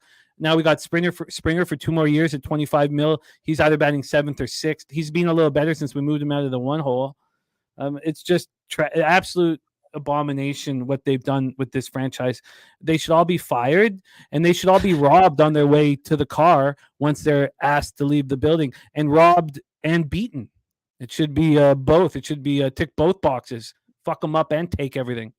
Nancy Kerrigan? It sucks. Yeah, Tanya Harding? No, worse, much worse. I would like worse. Hospital. So the one chick that got stabbed on the tennis match. No, I don't want to. No, I don't want to back stab in the back. No, I've still never watched that. What an interesting. That was an interesting thing to be told one day. Yeah, this chick got stabbed during a tennis match. Monica Seles, I believe that was. Christopher Carter says you don't like Vogelbach's power. No. I mean, once in a while I do. Over the last 3 games I do, but. God, I watched Vogelbach last, rip a ball, stare at it, and it hits the top of the wall, bounces a bit. Single. Take it away for us here, Peter. Is there a move that you want to make? No, I'll pass. I got my answer. I wasn't quite expecting that, Jimmy. I'll pass. Yeah, I mean, not sure why the Burns strikeout line is as low as it is. Would have expected to be a little bit higher. Tempted to take, although the Blue Jays aren't getting walks either. So, but leaning over 1.5 walks for Burns. But I'll pass. I can pass on a game. I'm capable of that. Pass. No bet. Shout out to our guy Lamont Williams in the house as well. A Black Santa bet says 204 bets until Christmas. No name calling, only positive vibes and holiday cheer. I like Black Santa. We all need Black Santa. Only 204 bets until Christmas. It's very interesting. It's a very interesting way. Days. Days. I would be like, is that like a bet a day? Is that how you just unit of measurement now? For the life of me, I never hear one talking head say, well, our 4 best players are all stars of Major League. Not Kevin Biggio's not 4. 3 of our best players, Bichette, Varsho, and Vladdy are sons of Major League players. Even Varsho's dad played 8 years in MLB. No one says that. Maybe they don't have the edge that you need for an athlete who wants to win more than anything else in life. Whatever. All right, let's roll on. But it's just absolute atrocity watching this team, and then they pull out their City Knights jerseys or City Lights jersey or whatever the fuck it's called. So we're supposed to get excited about that? Good God. Let's move on. Lamont Williams max betting the Atlanta Braves on the run line. That is our next game. Atlanta Braves 33-24, 14-12 on the road at Boston Red Sox 30-30, 13-17 at home at Fenway Park in Boston, Massachusetts. Morgan says they need a City Connect. Thank you. Sorry. Morgan Spooner says they need the Pigeons, Jimmy. Yeah, man. Maybe a little struggle in your life. Never hurt nobody. Fenway Park, Boston, Massachusetts. We have Max Fried going up against Cutter Crawford. Max Fried's been very good this year. 5-2, 2.97 ERA, 1.05 WHIP. K to walk ratio maybe not where he wants it at 54-21, but he's only allowed 4 jacks on the season over 66 2/3. Last start, 8 innings, 7 hits, no one runs, 6 Ks, 1 walk, and a 2-0 win at home versus the Nats. We know that the Nats have not been hitting lefties. On the road, he's been great. 3-1, 2.63 ERA, 35 Ks over 41 innings with just a 144 opponent's batting average. Lamont jumping in the chat just to give us his best bet and then going back to work. We love that, Lamont. Thank you, my friend. Jake Burns on the Red Sox money line here, and same with Dominic Merrill. He's on Boston plus 147, backing Cutter Crawford 2-4, 3.29 ERA, 1.19 WHIP. He's only allowed 5 jacks over 68 1/3. His last start, he got touched up at the Orioles. He got touched up, 6 innings, 5 earned runs, 1 jack, 5 Ks, 2 walks. He's been good at home. Not as good as he's been on the road, but he's been okay at home. 3.97 ERA, 32 Ks over 34 innings, 9 walks, and 246 opponents batting average. We got Truth Teller in the house. Great to see you. Beavis saying Fried 4 earned runs last 4 starts, going 8 innings, 9 innings, 7 innings, and 4 innings. Gifted Cartel says Cutter got hit up last game versus the Orioles and gave up 5 earned runs. I don't trust him on the road, and I don't trust him at home. Red Sox are 0-5 with him on the mound. Red Sox can't win at Fenway. No way. Braves minus 1.5. Brian Smith also joining us here. The Braves versus righties since May 1st. 227, 669 OPS. Atrocious. The Red Sox versus lefties, 250, but just a 675 OPS. They have no power against lefties. And that was something that Jose talked about, fading them against lefties. Braves bullpen being very good, 3.21 ERA, 1.30 WHIP, keeping them in. Same with the Red Sox bullpen since May 1st, 3.74 ERA, 1.26 WHIP. Let's get into this line history and then hand it over to Jose. It is his Red Sox, him and Nasty Nate's Red Sox that we are discussing here. Red Sox right now at plus 147. Now 151. There was a move 1 minute ago. So now we have 3 cents of movement towards the Atlanta Braves. And when we get to the total, we are sitting here with the Braves and total at 8 minus 115 to the over. This opened up at 8.5, dropped to 8, back to 8.5. Now it's sticking at 8. So with a half run move to the under. And then when we get to the cash flow in this Braves spot, we have 82% of tickets, but just 62% of the cash on the Braves. So it looks like we have some sharp action on the Red Sox, 18 and 38. And on the total, we have 59% of tickets, 62% cash on the under. Jose, take it away. And Slatsy says, a little Joe announcing he is retiring. What a great career he had. And too bad he never got to drink beer out of the Holy Grail, but he had a great career and he deserves all the love and respect throughout his journey, which I hope stays in the NHL. Coaching or doing something around the league. Take it away for us here, Jose Fried Cutter. Yeah, we've talked about the Red Sox against lefties throughout the whole year. I had to go and reactivate and fire up my Bovada and hope that there's still some change in there, and luckily there is. So I'm going to make this a bet on Bovada, one of the rare ones I've made this year. Red Sox first 5 team total under 1.5 minus 120. I think the Red Sox just get carved up by Max Fried. Arguably the second best lefty in baseball. He's just very good. You know, do I love that Max Fried's coming off of a dominant outing against the Washington Nationals? No. But I mean, he went 9 innings, 8 innings in his last 2 starts, and that was coming off of 4 2/3, 9 hits, 3 earned runs there. He's just been really good for the last few starts, and I'll trust him here. I don't trust the Red Sox against lefties. So first 5 under 1.5 minus 120 in a game that I will be sweating my ass off, I'm sure. Yeah, it's not going to be comfortable, but I get the look. Take it away, Pistol. Your thoughts, Braves, Red Sox. Well, I made a few bets that have definitely moved. I hit Fried under 7.5 strikeouts at a big favorite line. It's now down to 6.5, which I guess is a nice sign.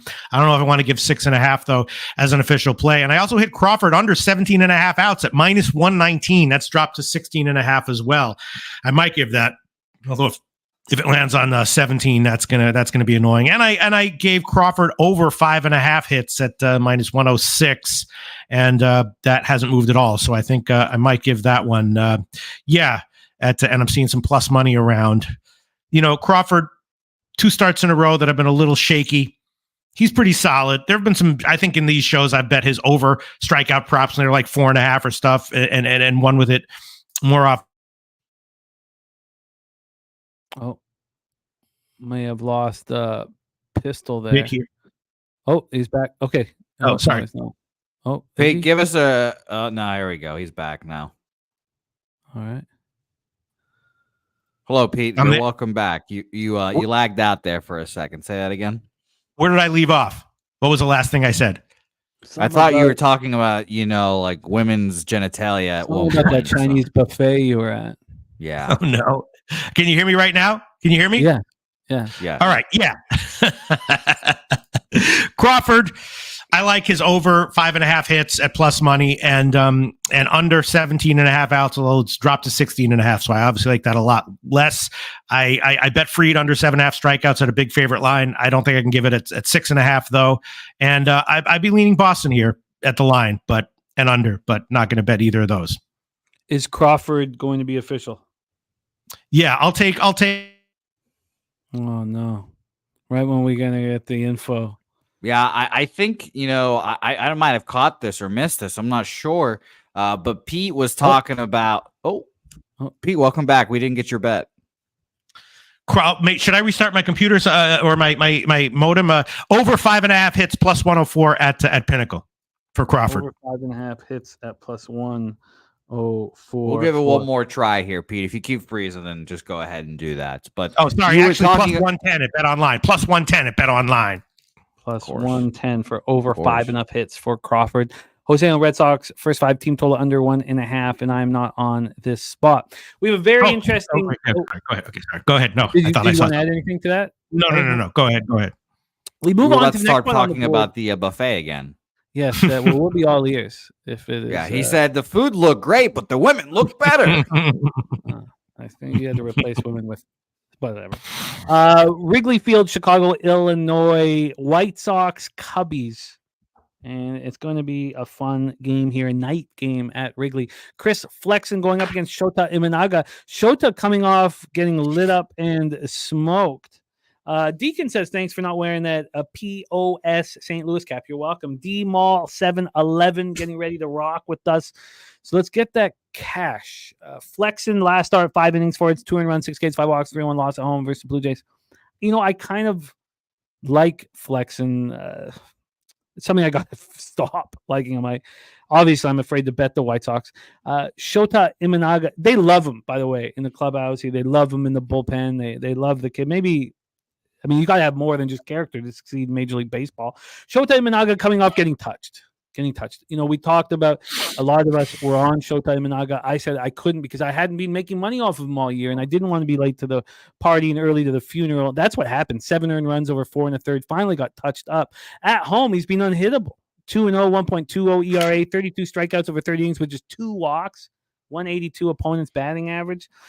Deacon says there's going to be lots of rain tonight in Chicago. We have, I don't have any here listed on Swish. Do we have anything listed here on? It's not in red. 24% of chance of rain at RotoWire.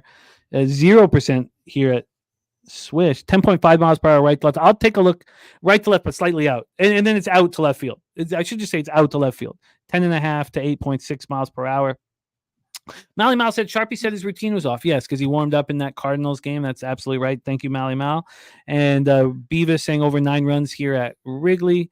And Gifted Cartel says Imanaga got lit up versus my Brewers, 7 earned runs, 1K. White Sox have lost 11 straight now. Imanaga's at home. This is a perfect team to bounce back against. Flexing isn't nobody. Cubs -2.5. And Mr. Heat says rain is supposed to start around 7 p.m.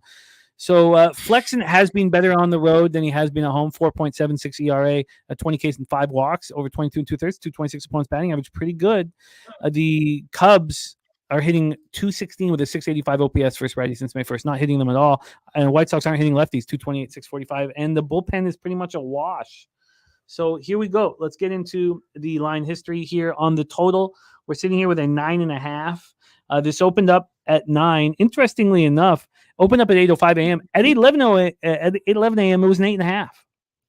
That only lasted for 16 minutes before it went to 9.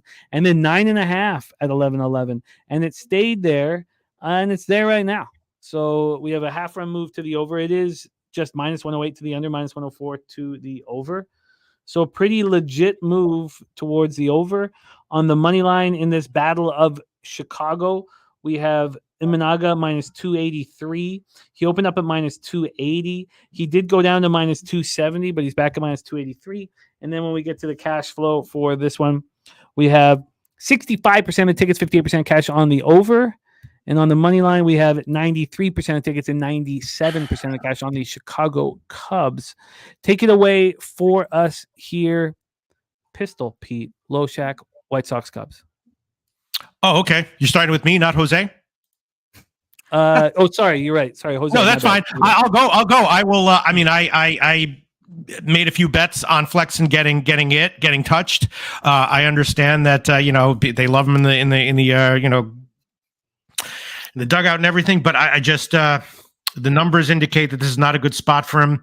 So I did take under 15.5 outs a little bit, over 3.5 earned runs a bit, and I might make a few other bets depending on where the lines move. But Imanaga is a big question mark. Obviously, he's going to bounce back from his last start. How much so? Not exactly sure.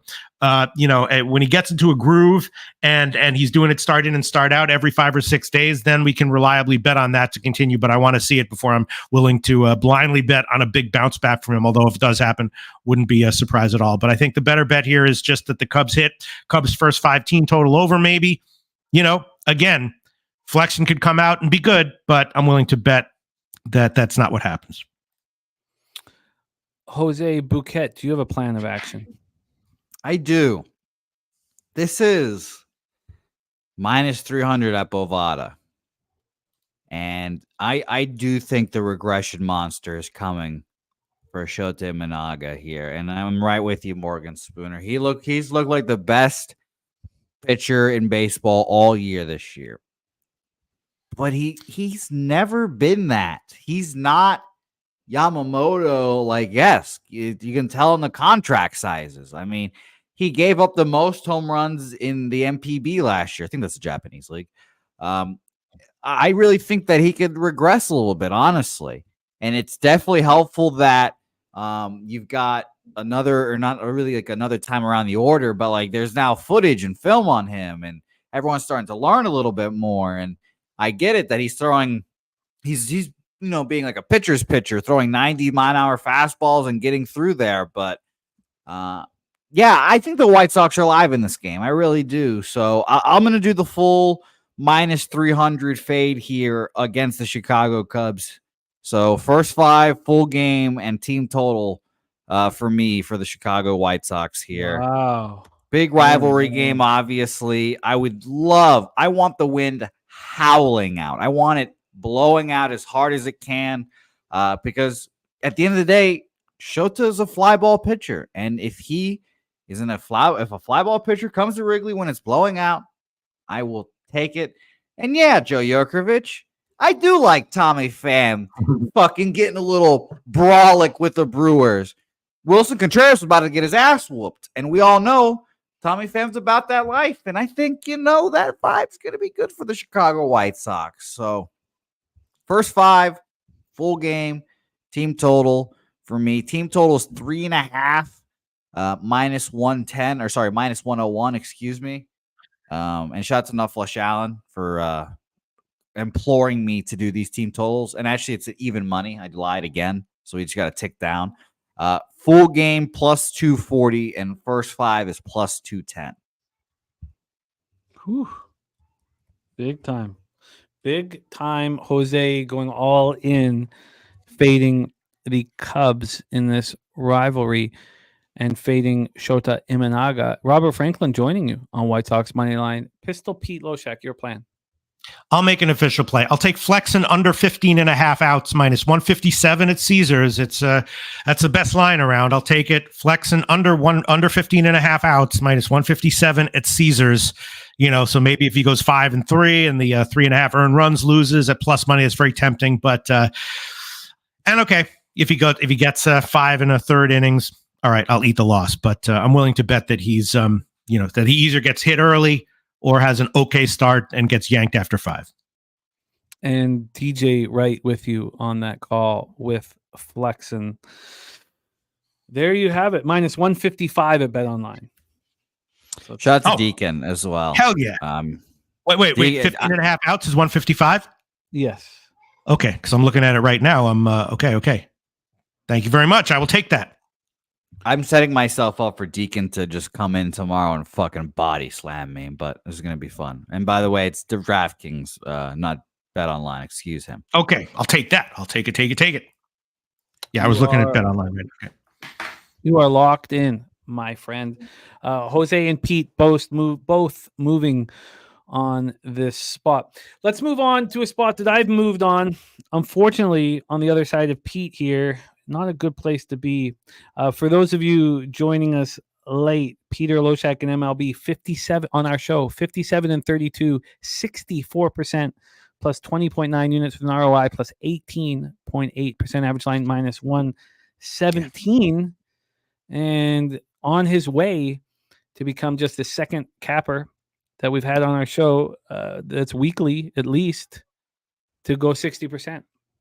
Of course, Dabby Cab won 61.9 in college basketball this year. Wait, my 60% college basketball doesn't count? I don't know. No. I wasn't tracking it.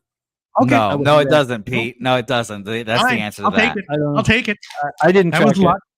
I wasn't there. I mean, I'll cherry pick my endpoints in the future. Pete. No, okay. Yeah, I hear you. You can use it all you want. You could say on my show, I went over 60%, but I didn't see it. Yeah. I didn't track it. All right. I hear you, Jim. I hear you, bro. But you're getting a lot of love for the record here. Thanks. It's really ultimately not a big sample size though, and could easily be down 8.3 units on any given week. Although hopefully that won't happen. So let's go. Let's do this shit. We're on the other side of each other here at Globe Life Field in Arlington, Texas. Let's start with the fact that the roof will be closed, so we have no issues there. My dude says she'll be on the first 5 under 4.5 for this game. Teams can't hit righties. Seaver 0 for 8 against Flaherty. Look, I'm very nervous. I am on the under 4.5 at minus 122, and I thought that it had moved to 4. I thought I was in great shape. That does not look like it's the case anymore, but we'll take a look at it.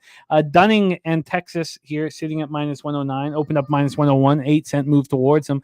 I thought that the breakdown from Dabby Cab on Dunning having a better start last out was really nice, and he did that, and I guess that was in my head here. And I considered that being the reason why this line had moved. This total opened up under 8 at minus 108.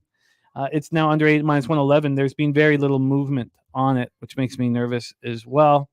And then on the first 5, which is what I moved on the under 4.5 minus 122, we have a 4. So that's good. That's really good, I should say. It's good. This opened up under 4.5 at minus 114. A minute later, it was under 4.5 at minus 122. That's when I got it. It stayed at minus 122 for about 40 minutes before it moved to 4. That initial 4 was over 4 minus 123. Since then, it's been over 4 at minus 113 sitting there. So there has been a half run move towards the under. As we've been seeing on all of these games, the cash is on the overs, as every game has had cash on the over. Here's no exception. But let's talk about the money line first here in this one. You have 44% of the tickets and 91% of the cash on the Rangers. Feels like that is sharp action. Probably should be followed. 81% of the tickets and 84% of the cash on the over, and yet it's dipped. So let's talk about Flaherty. We had Sharpie come on the show and just tell us that Flaherty had a change in his mechanics by the Tigers Brain Trust, and that was it. And he's been delivering. And he had the over outs, or I forget if it was outs or strikeouts, but 6 2/3. Both cash. 6 2/3, 9 Ks, 1 walk, 5-0 win at the Red Sox. On the road, he's been great. 2.78 ERA. He's been better on the road than he's been at home. 47 strikeouts and 5 walks. 206 opponents batting average. Dane Dunning coming off a great start. 6-1 win at home versus the Diamondbacks. 5 innings. Now, didn't allow a run, but 6 Ks and 4 walks. At home, he's been much better than he's been on the road. 3.38 ERA. 179 opponents batting average. Tigers versus righties since May 1st. 250, 732 OPS. Rangers is 235, 685. And these bullpens are 2 of the worst 3 in baseball since May 1st. Tigers bullpen 5.31 ERA, 1.39 whip. Rangers bullpen 5.50 ERA, 1.51 whip. I'm on the first 5 under 4.5 at minus 122. And with Pinnacle up right now, I'd be curious to see what that would cost me if I was to move on it right now, and just to get a little bit of confidence before I hear why Pete's on the other side of this. Oh, sorry. The total, if I wanted the first half right now, under 4.5, minus 132. So at least 10 cents better. But we'll start with Pistol Pete Loshak. Justin McKelvey on Rangers minus 103. Take it away for us, Jose. Tigers, Rangers. Yeah, I don't want anything in this game. It's going to be a tough game. And you guys both on the opposite sides. And you guys both are on first 5 under and over. Yes. Yeah, okay. So yeah, I'll just stay off watch. I was hoping that you guys would be on both first 5 money lines. I'll be like, all right, I'll just take the first 5 draw, and then one of us will end up winning this action. But no action for me. I think Jack's been great this year. I jumped off his bandwagon, and I'm happy to see him doing well. I don't trust Dane Dunning. I lean full game over. I'll tell you that, because bullpens don't have me believing in either one of them. But no action, though. Pistol Pete Loshak, explain why are you on the over and are you making it official? Well, I mean, Flaherty's excellent, gets his strikeouts even when he gives up runs, but he's prone to giving up a home run and a few runs in most of his starts. And I don't trust Dunning. I want to fade Dunning more. And the bets, I did bet the first 5 over when I saw it at 4. But the other bets that I made were all sort of Dunning fades. I bet appropriately since they're all correlated. I took Dunning outs at 16.5 at like minus 110 or so. I took under 5.5 strikeouts for Dunning at like 170. I definitely took Dunning over 1.5 earned runs at minus 160. And I took Dunning over 4.5 hits at like minus 135. So if Dunning has a bad start, all those are great. If Dunning comes in and shoves, maybe those are 0-4. So I don't know. And Flaherty, I'd be hard pressed to take a strikeout prop under with him. For me, it's usually either like over or pass on his strikeout props, but I don't mind betting on him to give up a home run or a couple runs here and there. So I'm not sure what I want to do here. I also like Detroit first 5, maybe first 3, just not quite trusting Dunning right now. You feel like Dunning is vulnerable? Yes, I do. I do. I got to think about how many I want. I don't want to, don't want to hemorrhage units here if I'm wrong about Dunning. Well, you have time. Yeah, okay. We'll start with one thing. Well, I'll definitely take over 1.5 earned runs at minus 1. Well, Caesar says 160. I'll shop around for that. Also, the Detroit first 5 team total is just minus 140. Maybe I should take that. Jeffrey Moore on Tigers first 5 money line. Mally Mal saying Texas missing any hitters. They're beat up right now. If you go to their injury report, it's a massive. It's mostly pitchers, God, look at how many pitchers are on this. Unbelievable. But all right, I'll take instead at Pinnacle Detroit first 5 team total over 1.5 minus 140. So not the Dunning over 1.5 earned runs? No. Those are way too, yeah. So over 1.5 minus 140 current line at Pinnacle, and maybe I'll add on another one. First 5 team total over 1.5 and minus 140. Minus 140, yeah. All right, let's roll on here to this next spot on the board. But we have Jose is staying off. Loshak on the Tigers first 5 team total over 1.5. He has bet the first 5 over 4. It's not official here on the show. And why aren't you making it official on the show? Because, what if Dunning comes in and shoves, and now I got like 5, different bets that are all like losers, and then I come on and people are like, yeah, Loshak had a great run in MLB. Now his record is not that impressive. That's why. Okay. I'm on the first 5 under 4.5 minus 122. I was hoping I hope this is under 4 at, minus 110 at some point, and I could feel good about it. But there you go. I am on the first 5 under 4.5. Let's move on. 8:10 p.m. Eastern with the St. Louis Cardinals 28-30, 15-18 on the road. At Houston Astros 27-34, 16-17 at home. Minute Maid Park in Houston, Texas. That was a big win for them last night. Big comeback win, 7-4. I know I don't like talking about what happened yesterday. I feel like every day is different, and it doesn't, unless the team's really streaking. But Andre Pallante going up against Spencer Arrighetti. Pallante, we backed him. Both of these pitchers. Chris says. So I think Yankees crushed today. Why do you guys base your cap on the line movement where the big money is? Is it usually a good indicator? These 2 pitchers, their last 2 starts, each of them, the market told us distinctly that they were going to shove. And did they ever? I mean, now I moved on the under in Arrighetti's start. I should have backed Arrighetti. Troy Torrance did. This was a pitcher with a 7 ERA where we were just the market told us that he was going to shove. And the same with Pallante, and I moved on him, and they won 5-3 at the Reds. Both pitchers coming off of 6 innings of scoreless, and both pitchers, I guess not for Arrighetti, but for Pallante. Pallante can't get strikeouts when he wants to. He needs soft contact. Arrighetti can get strikeouts here, and has been able to. Got 8 strikeouts in that 4-0 win at the Mariners. So both have terrible numbers. Well, not Pallante. Pallante, 16 innings. So having 1 good start slashed his ERA. His whip still 1.56. Arrighetti 5.98 ERA, 1.65 whip. Hey, I got to go do something. Could you drop me out for a sec? Yes, absolutely. So here we go. Cards and Astros are smashing righties right now. Justin McKelvey has the over 8.5 in his pocket. And Picks from Dave says, for anyone that bets tennis, Alcaraz in 4 sets has value from Picks from Dave. So Cards are smashing righties since May 1st, 263, 776 OPS. Astros are smashing righties since May 1st, 253, 741 OPS.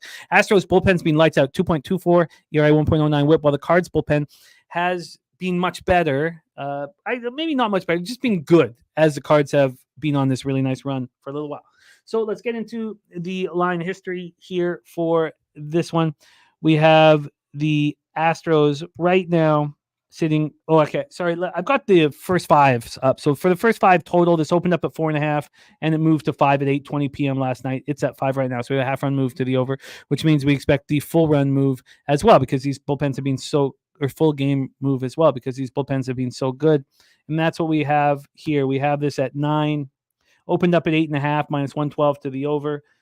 It's immediately started moving to the over, but then it came back about 7:50 this morning, 8 this morning, but it's back at 9 right now. And now it is heavily juiced to the under, so it's not quite a move that we need to be too concerned with.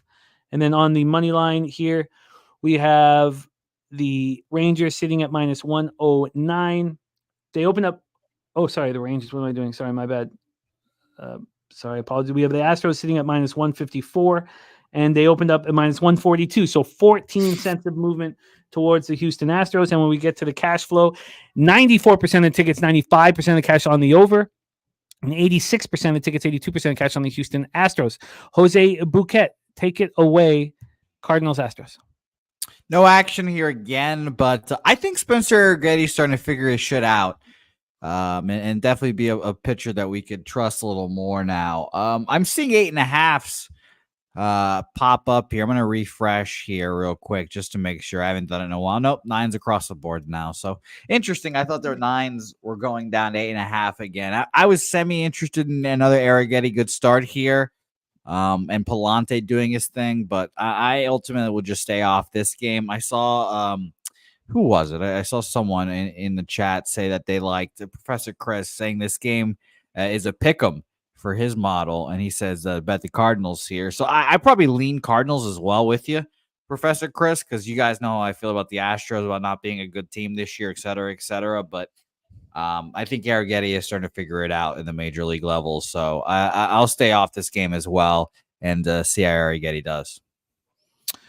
And interesting. And TJ Green says value here on St. Louis. Arrighetti off the good start. We cashed the under, but that had more to do with Seattle than Arrighetti. Interesting. Justin McKelvey has the over 8.5, and Andrew G ready for CFL, which is starting on Thursday. We'll be capping it here. But take it away for us, Pete. Cardinals Astros. Well, I did bet Arrighetti over 4.5 hits. Got about -127. It's moved a little bit up, so I'll make that official. The best line right now with what I'm looking at -132. That's at what are we looking at? Bet Online and Heritage. We'll use Bet Online here. Over 4.5 hits for Arrighetti, -132. Bet Online, and yeah, I definitely at the odds would be leaning St. Louis for sure as a dog.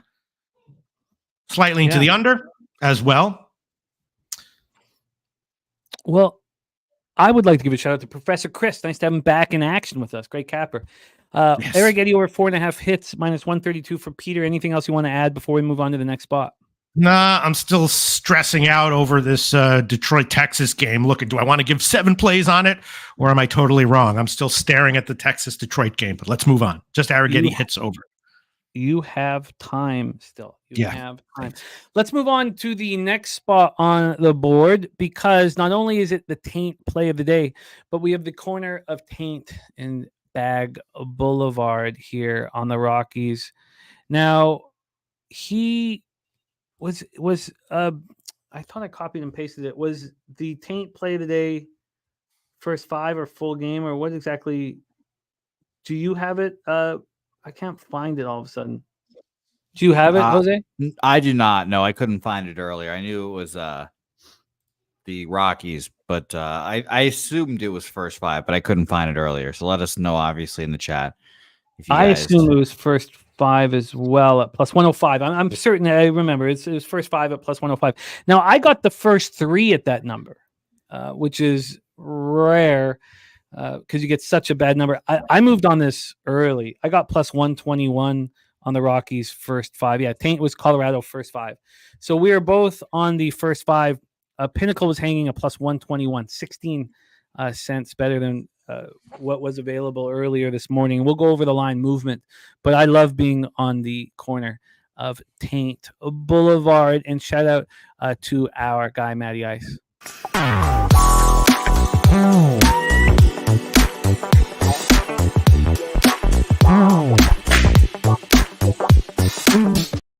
Let's get into Taint first 5 +105. I love it. Let's get into the weather here in Colorado in the thin air. 79 Fahrenheit, 13.4 miles per hour in. It goes from 13.4 down to 11.4, but it's blowing in. That really doesn't have much to do with this. This has more to do with Frankie Montas. I watch his starts closely, and I don't trust him. Now, he's coming off a pretty good start, but he is being horrific on the road. And as Matty is saying, terrible at Coors. And I like what Ty Block is doing at home. His numbers indicate that. Now, he's another pitcher who can't get strikeouts when he needs them, which is, tricky. But the Reds offense stepped up in a big way yesterday. Will they be able to do it again today? Let's go through the line history for this one. We have the Rockies right now at +117. They opened up at +118. They were down to +111 about an hour and 15 minutes ago. They're back at +117. Still a cent move towards them. I would like to see what they are first 5 when the show started at 365, which is where I moved on it at my first 3. That had moved to +100. So there had been 5 cents of movement on the first 3. On the first 5, I don't have Pinnacle's line history, but I do have Bet Online's. and this is sitting right now at plus 110. Interesting. So this did get down to even money at 10:51 a.m. and there's been buyback. So right now we have no movement at BetOnline there for the Rockies. Let's get into the total here and see what the line history is for the total in this Rockies game. It's sitting at 10.5 at Pinnacle, 10.5 minus 115 to the over. This opened up 11, dropped to 10.5, stayed 11, down to 10.5, up to 11. It was at 11 at quarter to 11 this morning. It dropped back to 10.5 16 minutes ago. So a half run move to the under. Let's get into the cash flow for this one and then set a quick table up for Jose. We have 79% of the tickets and 92% of cash on the Cincinnati Reds, and this line is not moving towards them. On the total here, we have 68% of tickets and 85% of cash on the over, and this is dropping. So here we go. Frankie Montas, last start, great start against Cardinals quality. 3 earned runs over 6 innings, 5 Ks, 2 walks. It was a 5-3 loss at home. Palante shoved. On the road, though, he was only throwing 17 in a third innings. And one of the problems is watching these games because you get biases. I watched him in San Francisco. He looked bad. He always seems to look okay through the first time through the lineup, but then they start barreling. And overall, on the road in 17 and 30, he has 10 strikeouts and 12 walks. Opponents hitting 275 against him. Ty Block coming off a great start at home. This is his third straight home start. And at home, he's got a 3.25 ERA. Now, 12 Ks and 6 walks over 27 2/3, not what he's looking for. The Reds don't hit lefties, 234, 682 OPS. Now, the Rockies don't really hit righties, 246, 684 OPS. Reds bullpen, 3.59 ERA, 1.15 whip. Rockies bullpen, this is all since May 1st, 4.80 ERA, 1.59 whip. Take it away, Jose Bouquet, Reds, Rockies. And I doubled up again. First 3 plus 105, first 5 plus 121. Take it away. Yeah, I like the looks. I was on Rockies yesterday, and for a while I thought we were good, and then the Reds just exploded there. I'm off today. I lean Rockies again. Maybe a little undoing project in my head, I guess, that I just can't go back to the well after the same team I lost. But I lean Rockies, and I just don't want to move on it today. So nothing here for me. Pistol Pete Loshak, Reds, Rockies. Well, I did bet Colorado first 5. I also took small shots with Montas under 4.5 strikeouts and under 17.5 outs. The strikeout number hasn't really moved, but the outs has moved a bit. And I also like Block under 3.5 earned runs as well. I understand that, past performance is not necessarily predictive of future performance, but yeah, Block knows how to handle Coors. And so, yeah, but it's definitely concerning that you said that the market on the first half definitely has not moved. You said it bounced back and then bounced back the other way. Sadly, yes. All right. Well, okay. I'll go for it anyway. I'll take it. Colorado first 5 plus 110 penny. That's official. And then the Montas stuff, I have to think about what I want to do or how many I want to do. Whether I want to do the strikeouts and the outs or just one of them. But yeah, I like both those. Let me just think for a couple seconds. All right. Yeah, no problem. No Thanks. problem. We have 3 games left on the docket, and that's a double up spot for me. Now, I also want to double up here, and I wanted to talk it out. The line was slightly moving towards the Padres. We have Adam Mazur's MLB debut for the Padres going up against Pablo Sandoval, Patrick Sandoval. I don't know why I wrote Pablo down in my head. I guess I'm thinking of Lopez. It's because you were talking to me about him the other day. Patrick Sandoval. And I thought that so Ty Block's on his 3rd straight home start. Sandoval's on his 3rd straight home start. Sandoval's not looked good this year, and he looked very good against the Yankees in his last start. Now, Yankees aren't hitting lefties the way they're hitting righties, but I want to fade Mazur in his MLB debut. Mazur looked phenomenal in AA, poorly in AAA. Now, that isn't really indicative of what's going to happen here. And let's roll. So, including that really nice start at home Patrick Sandoval still is 0-6 with a 6.32 ERA, 34 Ks over 31, 291 points batting average. But the Padres don't hit lefties with any power at all. 258, 665 OPS. I mean, that's atrocious for a 258 average. Angels versus righties is so bad. 214, 631 OPS. And the Padres bullpen and Angels bullpen have both been good. And the Angels bullpen's been much, much better. They had a horrific start to the season. Since May 1st, 3.84 ERA, 1.20 whip. Padres 3.34, 1.09 whip. So let's start with the weather in Anaheim. 72 Fahrenheit, 8.4 miles per hour out to center. Stays between 8.4 and 7.9 miles per hour. Getting to the line history here for this one. This is a 8.5 minus 115 to the under. This did drop to 8 at 11:57 a.m. and came back to 8.5. It is juiced to the under. There's still been 14 cents of movement to the under. And then on the money line here, we have Sandoval and the Angels at minus 112. So there has been the move I was waiting for. So when we started the show, this was at plus 102. So there'd been a 3-cent move towards the Padres. I wanted a sign. I've received that sign. Let's take a look at what the first 5 is here. Maybe in a little bit, I'm coming off a strong week, but if I can get enough confidence to get ahead of these lines, I'll do that. Will Hill is at minus 120, opened up minus 110. When the show started, it was minus 105. So a 15-cent move to the Angels. Now, the problem now is that this is going to be costly, where it wasn't before. Just to look at 365 right now, minus 120 on the first 5. And on the first 3, it's going to probably be a minus 130, minus 125. This is very costly now if I want Sandoval in his 3rd straight home start. So cash-wise, in this one, we have – sorry, I'll move over here. We have 63% of the tickets, 63% of cash on the over. Line is moved to the under. And on the money line, we have 45% of the tickets and 79% of the cash on the Padres. Bigger bets coming in on the Padres. We have Mikey Money. Sports Money is the new handle for Mikey. Now rocking on his YouTube channel. Although you will see him here co-hosting with me on Thursday night for Game 1 of the NBA Finals alongside Billy Brisbane, Jose Bouquet, and our guy LJ from H-Town. But here we have your grandma wearing your sister's panties again. Tampa Bay in the under 7 for Mikey Money. Robert Franklin says the number is telling me Angels. I can see Sandoval building off his last start, and Nuflashan saying the ball's going to fly today. Is it that hot now? I mean, it's warmer than it's been, but do we consider this hot? Nutflush, I'd be curious to hear you. Take it away, Jose. I've not moved on this. Now it's going to be expensive. Angels first 3 and first 5. Wine Time will be at the game tonight looking to make a play, and will most likely be on the under for Wine Time. Take it away, Jose.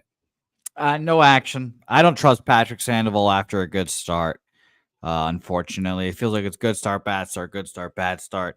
I like him, and I wish he was just on any other team on Wine Time. Unfortunately, I wish they would trade him, and I'm sure he would be turned into a good pitcher, but I want nothing to do with this game. Adam Major is also kind of an unknown to me. I don't know what we're going to get from him. 2001 birthday, by the way, if you guys want to feel old. Last few starts in the minors, 2 innings, 3 hits, 4 earned runs, 6 innings, 5 hits, 4 earned runs, 5 innings, 7 hits, 5 earned runs, 6 innings, 6 hits, 2 earned runs. Just not really anything too convincing. He has decent strikeout numbers, but yeah, no action for me. I just want to watch this game and see if Patrick Sandoval can put it together again. He was dominant at AA San Antonio. 3-1, 1.95 ERA, 0.87 WHIP. Then they bring him up to so that was 6 starts. They bring him up to El Paso for 4 starts. Now it's a PCL league. We know numbers are going to be inflated. He's 1-2 with a 7.11 ERA and a 1.32 WHIP. Did allow 4 home runs in 19 innings, which isn't bad for the PCL league. And of course, he's a high draft pick, Mazer, isn't he? He's a 2nd-round pick in that 2022 draft out of University of Iowa. Take it away, Pete. Okay, first of all, do you want my official stuff for Montas? Yeah, sure. Yeah, I'll take both of them. Under 4.5 strikeouts, plus 112 at Penny. Okay, and under 7. Let me get back to I got too many things up here. Okay, sorry. Give me it again. Under 4.5 strikeouts plus 112 at Penny, and under 17.5 outs minus 132 Heritage.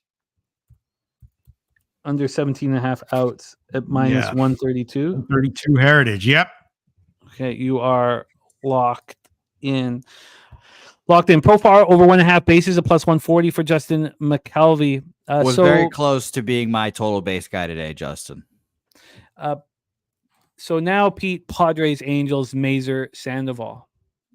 Nothing on Mazer. Wait and see. But I definitely hit a bunch of Sandoval, to me not so good props. Under 4.5 strikeouts, I hit that at like minus 110. Over 2.5 earned runs at plus money, plus 120. I hit that. I took over 5.5 hits at like plus 110. I hit that. And a little with the under 17.5 outs at just minus 103. I hit that. I'll see where they've moved, and I'll probably give a couple of those. But yeah, I think San Diego probably gets to him. Let me see where we are on all those. But yeah, I'm going to go ahead. Sorry, can you give me all those leans one more time? I was reading something. Well, pretty much everything they got, I lean that way. Sandoval under 4.5 Ks, over 2.5 earned runs at plus money, over 5.5 hits at plus money, and under 17.5 outs. I got it at minus 103. Let's see where they all are right now. Checking a bunch of these places, but yeah, I think that probably. And I'm wondering what like the San Diego first 5 team total over would be. That would be interesting too. Let me see what the numbers are for all that stuff right now. Yeah, let's see. I'll give a few of those officially. So what do you think about, so you think Sandoval is going to get touched, and do you have any idea what Mazer is going to do in his MLB debut? No, I would predict that he gives up a few, but I'm not willing to bet that yet. And so your main angle is that Sandoval will not continue where he left off last game in his third straight. He could. I just made a few bets that he won't. Let's see. I think I saw San Diego first 5 team total at 1.5. Yeah, minus 140. Geez, that's all right. I will. I'll make that one official instead of the 2.5 earned runs at plus money. I'll start with that. San Diego first 5 team total over 1.5 minus 140. That's the current line at Pinnacle. And let me just look at some other stuff. Shop around. Maybe we can. I'll give you the final stuff in the next segment. But yeah. I'm willing to bet that Sandoval gets touched a little bit here. Okay. I think that I'm getting messed up because I watched him pitch so well against the Yankees. I mean, he looked excellent. Sure. And the Padres don't hit lefties with any power. And I could be good, Jim. I'm not sure about any of this. Jake Burns on the Padres here. It just feels like it's too much juice now. It's just too expensive. What do you make of the market move towards Sandoval? Let me see. Has there been one? What's the first 5 market move? That's a first 5 market move here. And what does the first 5 total do? Did it go up? Jesus, Bet Online's now minus 124. It opened up at minus 110. Yeah, look, maybe you'll come in and deal again. What do I know, Jim? Bovada's minus 135. So it's I don't really fucking know. 9:30 in the morning. No, but you're running so nice, man. Yeah, but that's like, it's not a big sample size, all things considered. Okay, so Padres first 5 team total over 1.5 minus 140. Only official play at this point, but you're still perusing. Jose off, and I will not double up. So there will not be a double up for me on first 3 and first 5. I've just got to decide which one to move on. And I'm not sure. All right, let's roll on. Next up for us, we have 2 games left here today on today's show. 9:40 p.m. Eastern. Seattle Mariners 34-27, 13-16 on the road at the Oakland Athletics. 24-37, 13-16 at home. It's amazing how bad the Mariners have been on the road. Oakland Coliseum in Oakland, California. Let's take a look at the weather here in the Bay. 80 Fahrenheit. It's hot in Oakland, much hotter than normal. 13.6 miles per hour left to right, very slightly out. Much, much hotter than normal in Oakland. Let's get into the line history here for Mariners A's. I've got the first 5 up, so why don't we start there? We have at Bet Online, the Mariners at minus 155. They open up minus 150, so just 5 cents of movement. Let's get to the full game money line, and we'll go over back to Penny. On the full game, we're sitting here with the Mariners at minus the same deal, minus 155 over at Penny. It opened up there right there, minus 155. So we've had no movement to the Mariners. On the total here, we're sitting with the 8 at Pinnacle, a lot of 7.5s on the board. This opened up at 7.5, minus 115 to the under. This has moved to 8. It moved to 8 at 10:48 this morning, and now it is a pick'em at 8. So a real legit move to the over. No move on the side. Lynn Belvedere in the house. Lynn saying, taking the Athletics as my best bet in MLB with Mitch Spence on the bump after a nice start at Tampa. Interesting, Lynn. Thank you for sharing that with us. Let's get into the cash flow here for this one. We have 86% of tickets and 93% of the cash on the Mariners, and this line is not moving. On the total, we have 95% of the tickets and 96% of the cash on the over. Robert Franklin, A's money line. Ron Crawford, a spreadsheet dog is Oakland. Not the spreadsheet dog of the day, but the dog. And Gifted Cartel says Kirby struggling on the road. And he is. George Kirby on the road, 0-4, 5.63 ERA, 23 Ks in 32 innings, just 3 walks, but opponents hitting 273 against him. He's taking the A's with the money line as his play of the day. Going up against Mitch Spence. Mitch Spence at home, 4.19 ERA. He's been worse at home than he's been on the road. 274 points batting average. Mariners aren't hitting righties at all. 221, 654 OPS. A's are hitting them. 239, 717. And the Mariners bullpen has fallen off. 4.70 ERA, 1.24 whip since May 1st, while the A's bullpen, 4.28 ERA, 1.41 whip. They've fallen off as well. Take it away for us here, Jose. Mariners A's. Yeah, so the A's bullpen definitely cannot be trusted anymore, unfortunately. It's just their guys got hurt and their bridge to Mason Miller has collapsed. So just getting to Mason Miller is a fucking challenge in and of itself. But yeah, I see the love for Oakland, and I wasn't going to move on this game. But I think I'll move on an Oakland team total here. I don't trust Mitch Spence, obviously, and all that good stuff, but Kirby's last few starts against the Oakland A's, 7 innings, 8 hits, 3 earned runs, 7 innings, 7 hits, 3 earned runs, 2 1/3, 7 hits, 5 earned runs. And those were in 2022, 22, and 23, 23, 23, and then 22 was the last one, where he went against the A's 4 times in 22 and pitched well against them most every time. But 3 earned runs in both starts last time. And Mariners bullpen I don't trust. And has not been pitching well. So 3.5 plus 105 seems like a good move, and I think I'm going to move on it right now. What's keeping you off the full game over?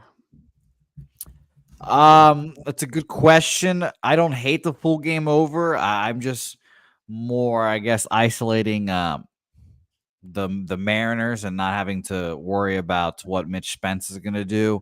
95 and 96% of the money on the over in this game does worry me a little bit, but at least it's going up.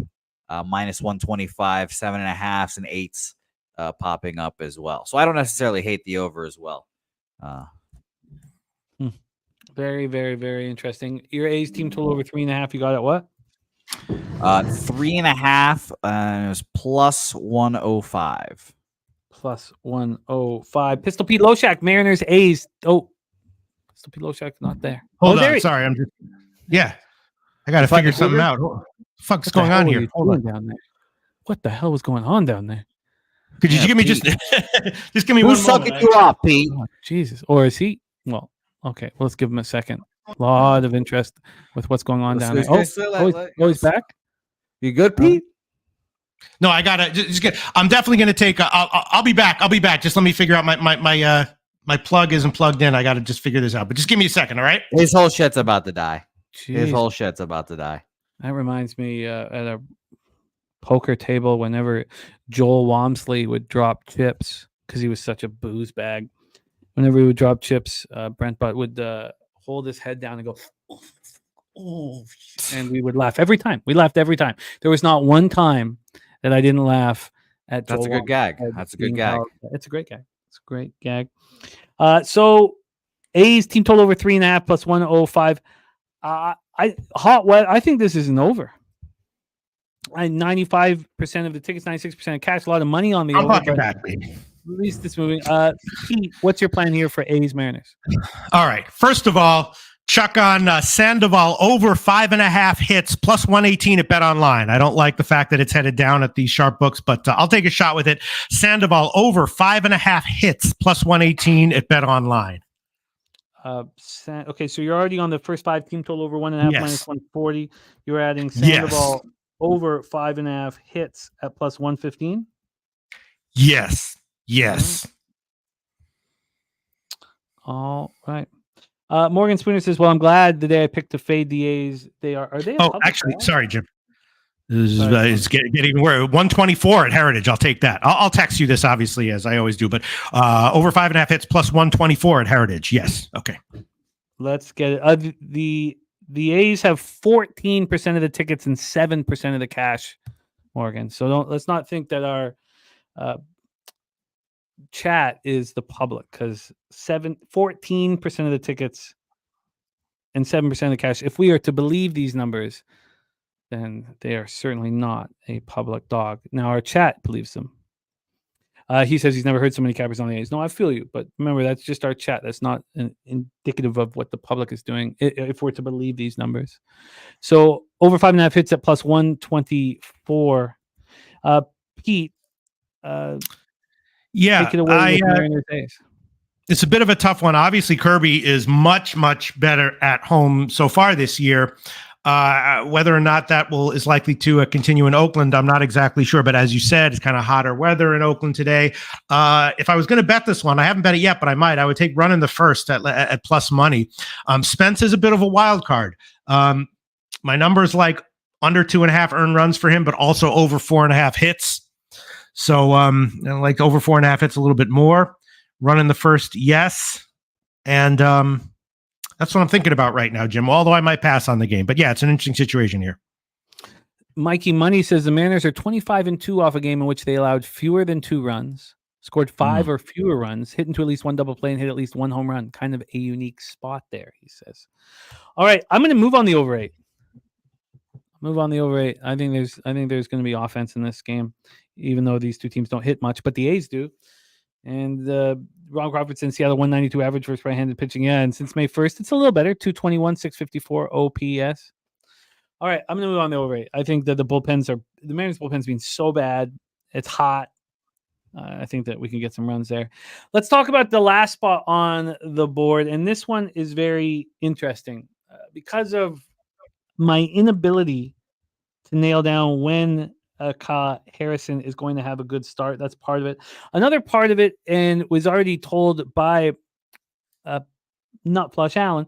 Now, if you remember on Friday, Nutflush was like, wait till the lineups come out. I was 7-2 going into the late game, and I'd planned on betting the Giants the whole time. I messaged Mike, and he got back to me after the game, right when the game started. I'd already made my bet. I couldn't buy out of it. And he said, without Lamont Wade hitting leadoff, he's out with a hamstring injury, going to be out all until the end of June, not to expect offense from the Giants. And he was right, and it was a loss for me. Kyle Harrison is a pitcher that I can't nail down. I mean, he can get – the one thing about Kyle Harrison that at some point is going to be very useful for us is that he's able to get out of jams. He has confidence in stuff. He allowed 12 hits against the Phillies. 12 hits over 5 innings. Now, he allowed 4 earned runs, but you would think that 12 hits would knock you right out of the game early, and it didn't really. He's been better on the road than he's been at home. I can't figure that out, why he wouldn't be pitching better at Oracle. On the road, he's 3-1 with a 3.71 ERA, 258 opponent's batting average. And we have the Diamondbacks who can't hit lefties. The Giants smash lefties, 256, 762 OPS since May 1st. Now, remember, those numbers do have Lamont Wade at the top of the lineup. Now they're going up against Blake Walston. What is Blake going to give you? One thing that I've always been more interested in is first-round picks out of high school rather than first-round picks out of college. Now, I know the first-round picks out of college are ready to go, but I always feel like the first-round picks out of high school have a higher upside. Blake Walston was picked in 2019 draft out of high school in Wilmington, North Carolina, and he was picked 26th overall in that draft. So it took him a while to get up. You know, he started rookie ball, and he didn't. Then we had the Tommy John in 2020. In 2021, he went from A to high A. In 2022, he went from high A to double A. That was his first real big jump when he was 21 years old. And then in 2022, he pitched in the fall league and then went into AAA. And that's when, am I saying 2023? Yes, that's when he started pitching very well. He had a great year last year in the PCL league. 12-6. He looked dynamite. Now his ERA was 4.52, but that's good for the Pacific Coast League. He had 104 strikeouts, and his WHIP was 1.57 because he walked 93 batters. So he had 104 Ks, walked 93 batters. So he wasn't getting hit. He wasn't getting hit at all. And he only allowed 9 home runs in the Pacific Coast League over 149 innings. He was just walking way too many batters. So then this year, I'm sure that was a point of emphasis. Now, it didn't really change, 35 Ks and 20 walks, but still 4.54 ERA. He only allowed 5 home runs in 35 2/3. He looked really good, but his WHIP was so high because of it. Here in the show, he started once, and he's pitched in 2 games. Again, he's got 9 strikeouts and 5 walks, but when are these walks going to hurt him? You have to think it's here and right now. You have to think the Giants, now that we've talked it out, are live. Both bullpens, 3.75 ERA, 1.24 WHIP for the Giants. Diamondbacks, 4.02, 1.40. So you'd have to say, look, I've got an advantage on the mound. There's 2 lefties and 2 lefties that know each other. Kyle Harrison was the number 1 prospect pitcher coming into last year. So you have an advantage on the mound. You have the Giants smashing lefties while the Diamondbacks aren't, and a slight advantage in the bullpen. So why wouldn't the Giants be bet? And that's what's happening here. We have Professor Chris on the Giants money line. Morgan Spooner saying Estrada is banged up as well until he's fully healthy in the lineup. I can't bet the Giants. He's been a big piece of the offense. So 2 important guys, banged up. So let's go through the line history. This is the final game on the board. We have this total sitting at 9.5 minus 117 to the under. This opened up at 9, juice to the under. So there's been a big move. The first time it went to 9.5, it came back to 9. Second time it stayed. Now it is minus 117 to the under. So it's not as big of a move as you would think. Then on the money line here, the roof, of course, is going to be closed. It's going to be closed for all these games now in Arizona because it's so hot. We have Arizona at minus 118. They opened up minus 115, a 3-cent move to Arizona. And then when we get to the cash flow for this one, we have the 44% of the tickets and 66% of the cash on the Giants. And then we have 86% tickets, 85% cash on the over. Jose Bouquet, take it away, Giants, Diamondbacks. Yeah, I want the Giants here. It's a good breakdown as always, Jimmy. I am interested in the Giants. Honestly, the main issue is their bullpens are kind of taxed. They used Eric Miller, Taylor Rogers, Sean Helly, and Randy Rodriguez yesterday. Camilo Duvall threw 32 pitches on Sunday. I don't know if he'll be ready to go yet. So I think I'll end up just staying off. I'm not exactly sure yet. Again, I'd love to hear what you have to say, Loshak.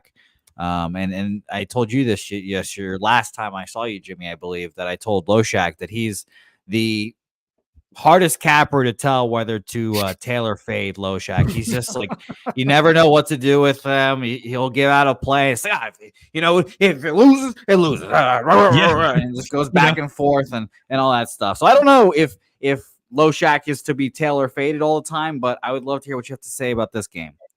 I would like to know that about myself too. If maybe I wouldn't lose so much money if I knew that about myself. No, I don't know, Jose Bouquet. I made one bet, and you pretty much said it, Jimmy the Bag. Walston, he's going to get his strikeouts. Is he going to have success with getting outs and wins? That's still up for debate. But I did take his over 3.5 strikeout prop. I got it minus 115, and I am a little bit concerned, I guess, that it hasn't moved more. I would have expected it to maybe have moved more. Maybe it will later. But we can still get minus 118 at Bet Online, so I'll take that one. Walston, over 3.5 strikeouts, minus 118 at Bet Online. And, no, yeah, I could lose. I mean, Jose Bouquet, the problem is, I kind of hint that I have all these, spreadsheets and models and numbers. I don't have any of that shit. You know what I mean? Yeah. I don't have any of that shit. You know what I mean? You just wake up and cap. I get it. You just wake up and you're like, oh, what does the world say today? Exactly. But I hint at it, let people fill in the blanks for themselves. But the truth is, I don't have any of that shit. I don't have any. Yeah, okay, so we're taking it. Walston, over 3.5 strikeouts, minus 118, Bet Online. I think that's a good bet. I mean, I like that more than a lot of the other picks that I've given in today's show. If that helps. If that helps. It doesn't. First 5 money line for me, San Francisco Giants plus Right. 105 for me. I'm trying to cap the capper, Pete. You're the hardest capper to cap. And the frustrating, like a lot of guys are like, intentionally being devious. I'm not. I'm really not. I'm trying to have I make jokes sometimes, so that might muddy the waters. But other than that, I'm mostly being 100% honest and transparent. So, Matty, guys, this is not his first career start, though. And he's not coming off the DL. And I'm not saying that you shouldn't be as bullish as you are, but he has had a first career start, and he looked excellent. Or third one, excuse me. No, he's only had one start. Oh, sure. Okay, so then 2 appearances then. Excuse me. Yeah, one start. And they both come at home, and now he's got a third one at home. He's been kind of coddled a little bit. Giants hit lefties pretty well last month. It's kind of what eventually got me over the hump of betting this. 118 weighted runs created plus 7th best in the league. So we know that Lamont Wade is out, but Estrada is probable today. I mean, how badly do we need him in the lineup? They thought he might come back on Monday. So he's jammed his thumb against the Mets. So there's a pretty big difference if Brett Wisely is starting at second base and not Estrada. I wonder if we should wait till we know if Estrada's in. This offense just doesn't deliver enough here. You have no concern. So Lamont Wade out, Estrada out. You wouldn't be more concerned? No, because honestly, I would assume that the lines already have that baked into it. Honestly, and I thought it was kind of surprising seeing the Giants be underdogs in this. Truthfully, I thought they could be favored for sure. God, how bad do we need your Venezuela brethren in the lineup? I mean, he's not hitting lefties. Yeah, I'm looking up to see who the best hitters against, or who the best hitting players are on the Giants against lefties too. For curiosity's sake, so you said Brett Wisely was the other guy that might come in at second base. Yeah, Estrada's not played 3 straight games, so well, it makes it's obviously small sample size, 5 games, 11 plate appearances. A home run, 2 RBIs, a stolen base, a 243 weighted runs created plus against lefties. So it seemingly can hit them in a very, very, very small sample size. We'll see how that goes. 455 average. Casey Schmidt. These are all the guys that I have just fucking no idea who these guys are. Casey Schmidt, Heliot Ramos, and late night Lamont Wade is up there as well. But I still trust him. Michael Conforto even up here for against lefties, and he just came back. So I trust the Giants against lefties. Pete, is there anything official for you other than the Walston strike? Oh, sorry, no. You made it official. Sorry, Pete, Jose, I didn't write that down. Yeah. So Jose's on the Giants' first 5 plus 105? Yep. Okay, Pete, anything that you're adding to that? No, but I definitely kind of think this is not a bad spot for Walston. I wouldn't want him 5 innings, but I bet and lean Arizona. I bet it. Arizona first 3, and I guess I won't make it official because he could come in and just give up 8 walks in the first 2 innings, and then maybe all of your bets are off. But Arizona first 3 is definitely something that I bet. Wow. So you don't think this is necessarily a nice opportunity for Harrison?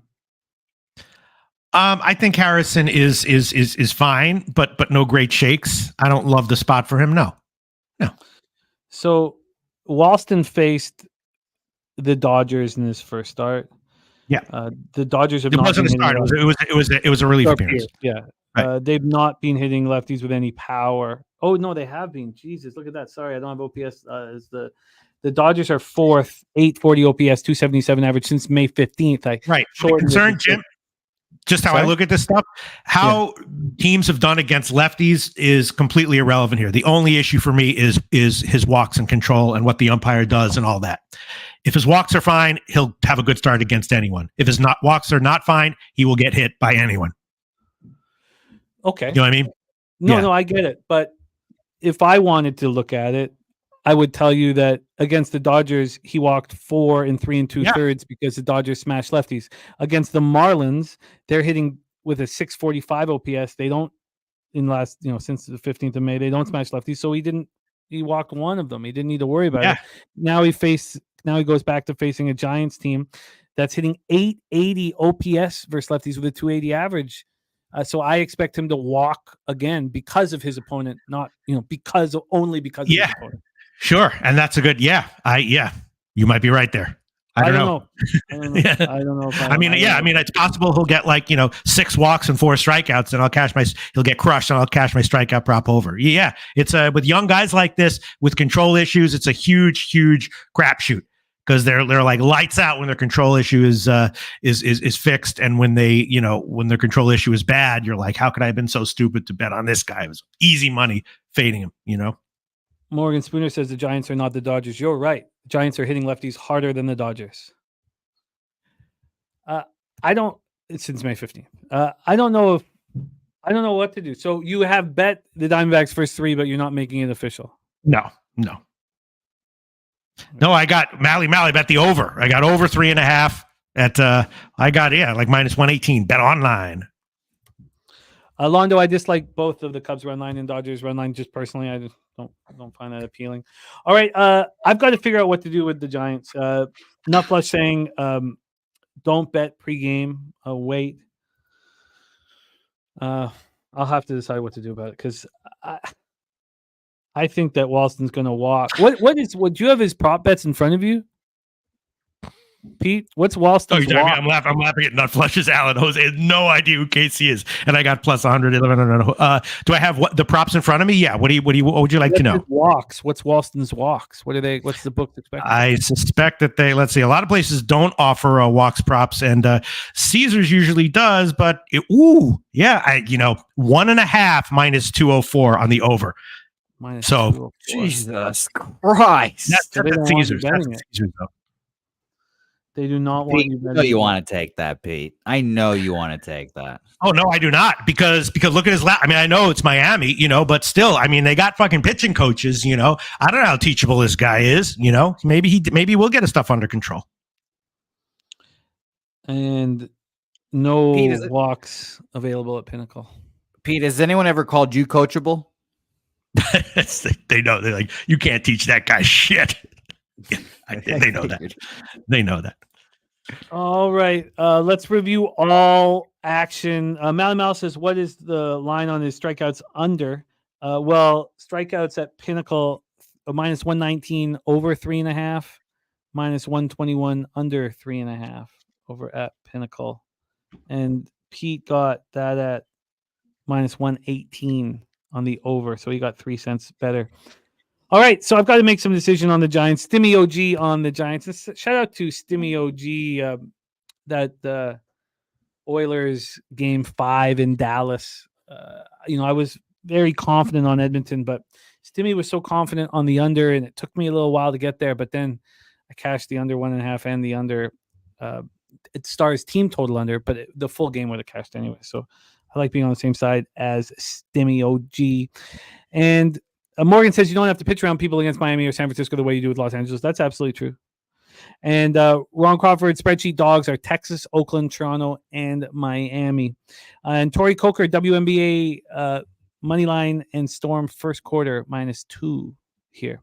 All right, let's review all action on today's show. Morgan Spooner with 3 major league bets: Royals money line, Mariners -1, and Texas team total over 3.5. Justin McKelvey, Cody Bellinger over 1.5 bases at +107. Smoothball's play today is Marlins money line tied with Luzardo over 5.5 Ks at +214.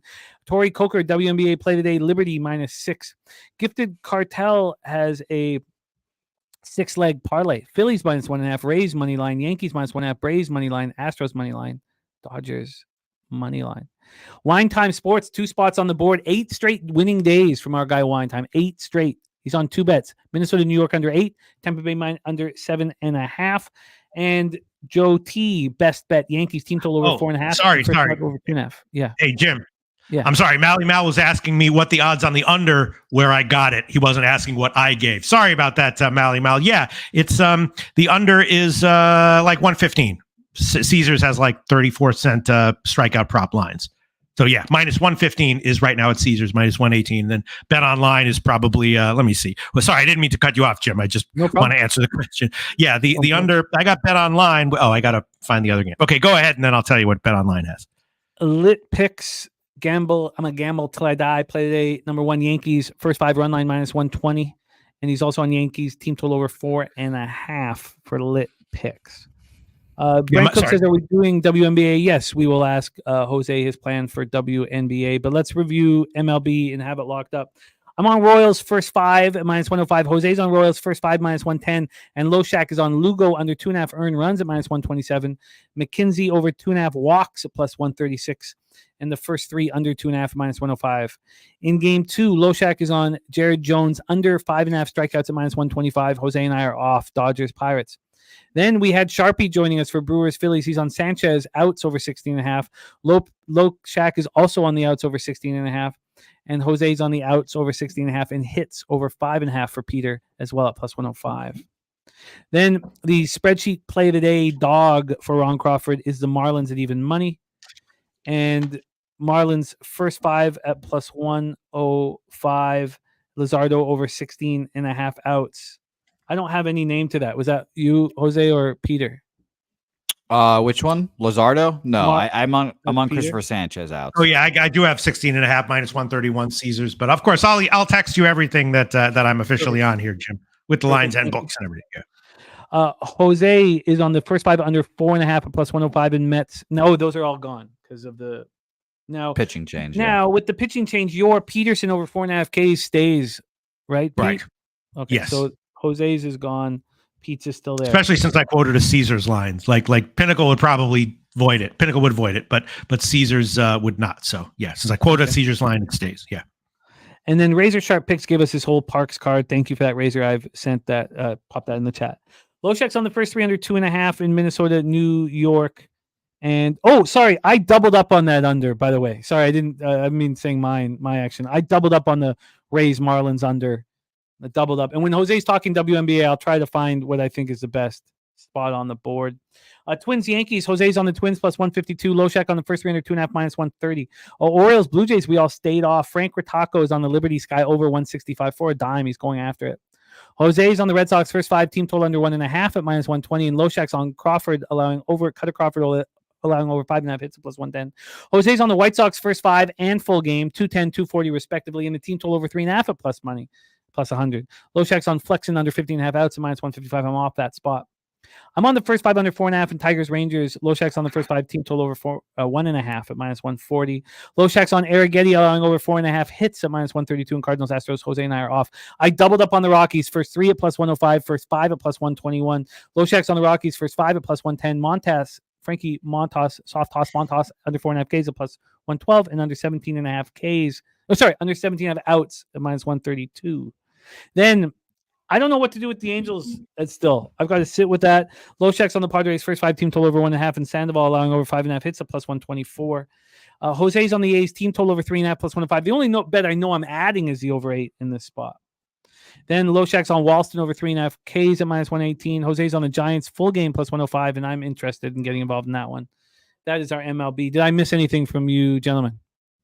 I don't think so. I don't know. I could go down mine, but that'll take a couple seconds. Okay, well, feel free to do that, Pete. I did.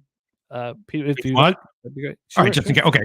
Lugo under 2.5 earned runs minus 127. McKenzie over 2.5 walks plus 136. Casey Cleveland first 3 under 2.5 minus 105. Jared Jones under 5.5 strikeouts minus 125. Oof, I hope that's okay. Sanchez over 5.5 hits plus 105. Over 16.5 outs minus 125. Miami first 5 plus 105. Luzardo over 16.5 outs minus 131. Peterson over 4.5 strikeouts minus 117. Minnesota Yanks first 3 under 2.5 minus 130. Oof, that makes me nervous. Crawford over 5.5 hits plus 110. 110. That also makes me nervous. Flexing under 15.5 outs, -155. Detroit, first 5, team total over 1.5, -140. Arrighetti over 4.5 hits, -132.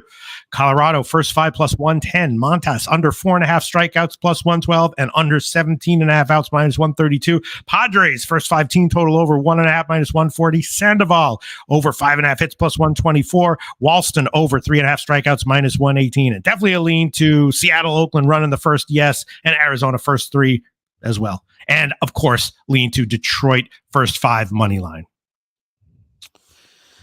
I gotta sit with this to figure out what I like best of my action here. But let's move into WNBA. Pete, do you need to bounce? Do you need to run? I do kind of. I didn't look at next week. I'll look at WNBA if you'd like. But at this point, I'm definitely Tori Coker, play of the day, Liberty -6. I'll tail that. And also Corey Coker like Celtics -3. And there was another WNBA play that Tori Coker, yes. Money line and Storm first quarter -2. I think that's also the Liberty. Yes, I'll be on those. Pete, before you go, you're obviously not going to be here before the NBA Finals. Do you have an early opinion? Yes, also tailing Tori Coker, Boston -6 game 1. Okay, fair enough.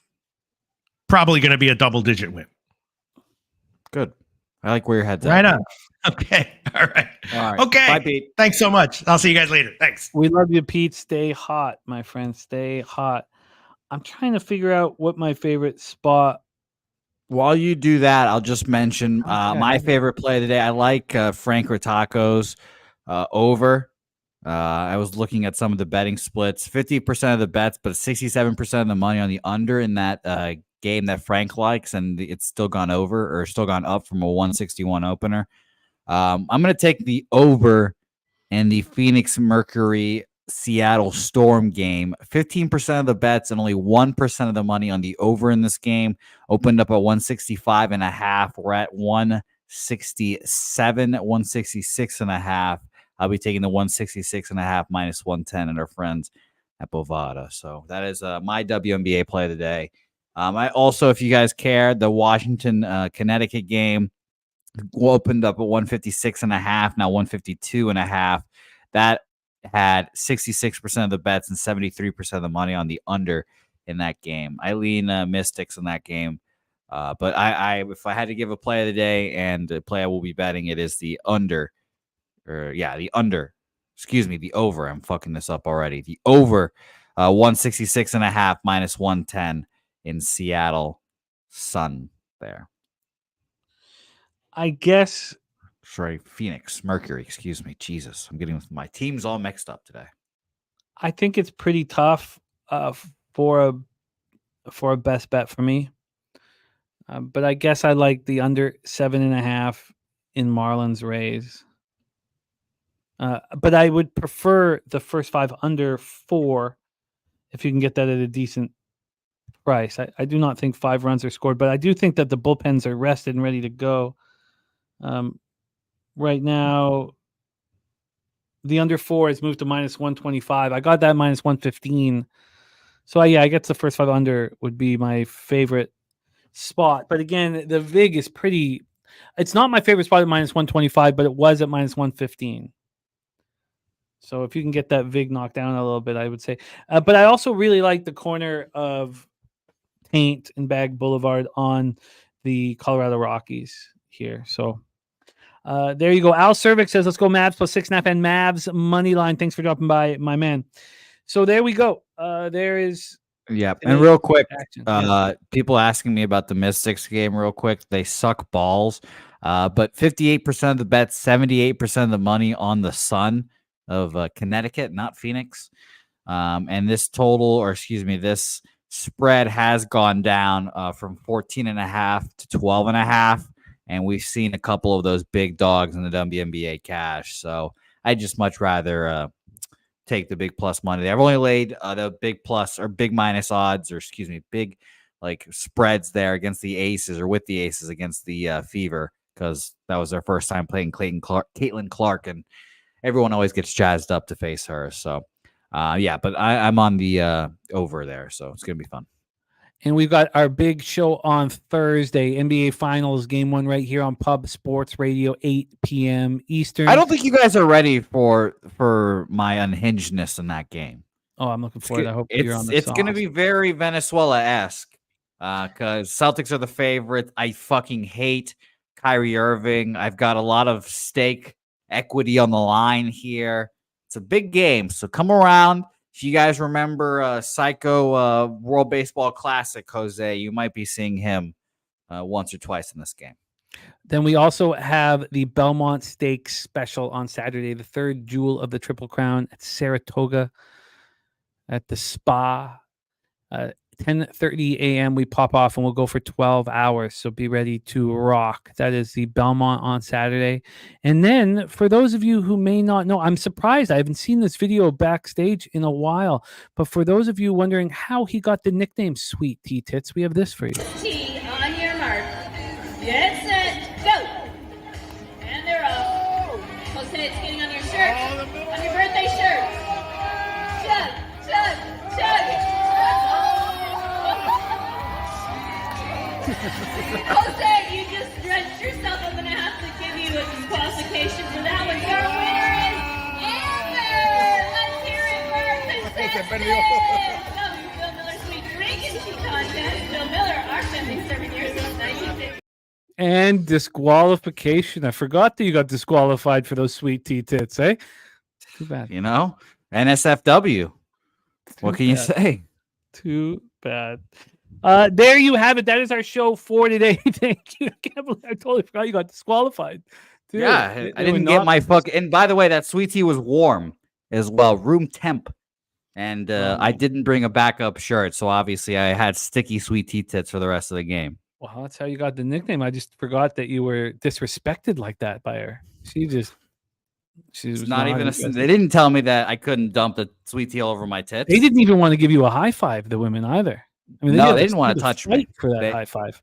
You want to run on your mark? Get set, go. And they're off. Jose, it's getting on your shirt. On your birthday shirt. Chug, chug, chug.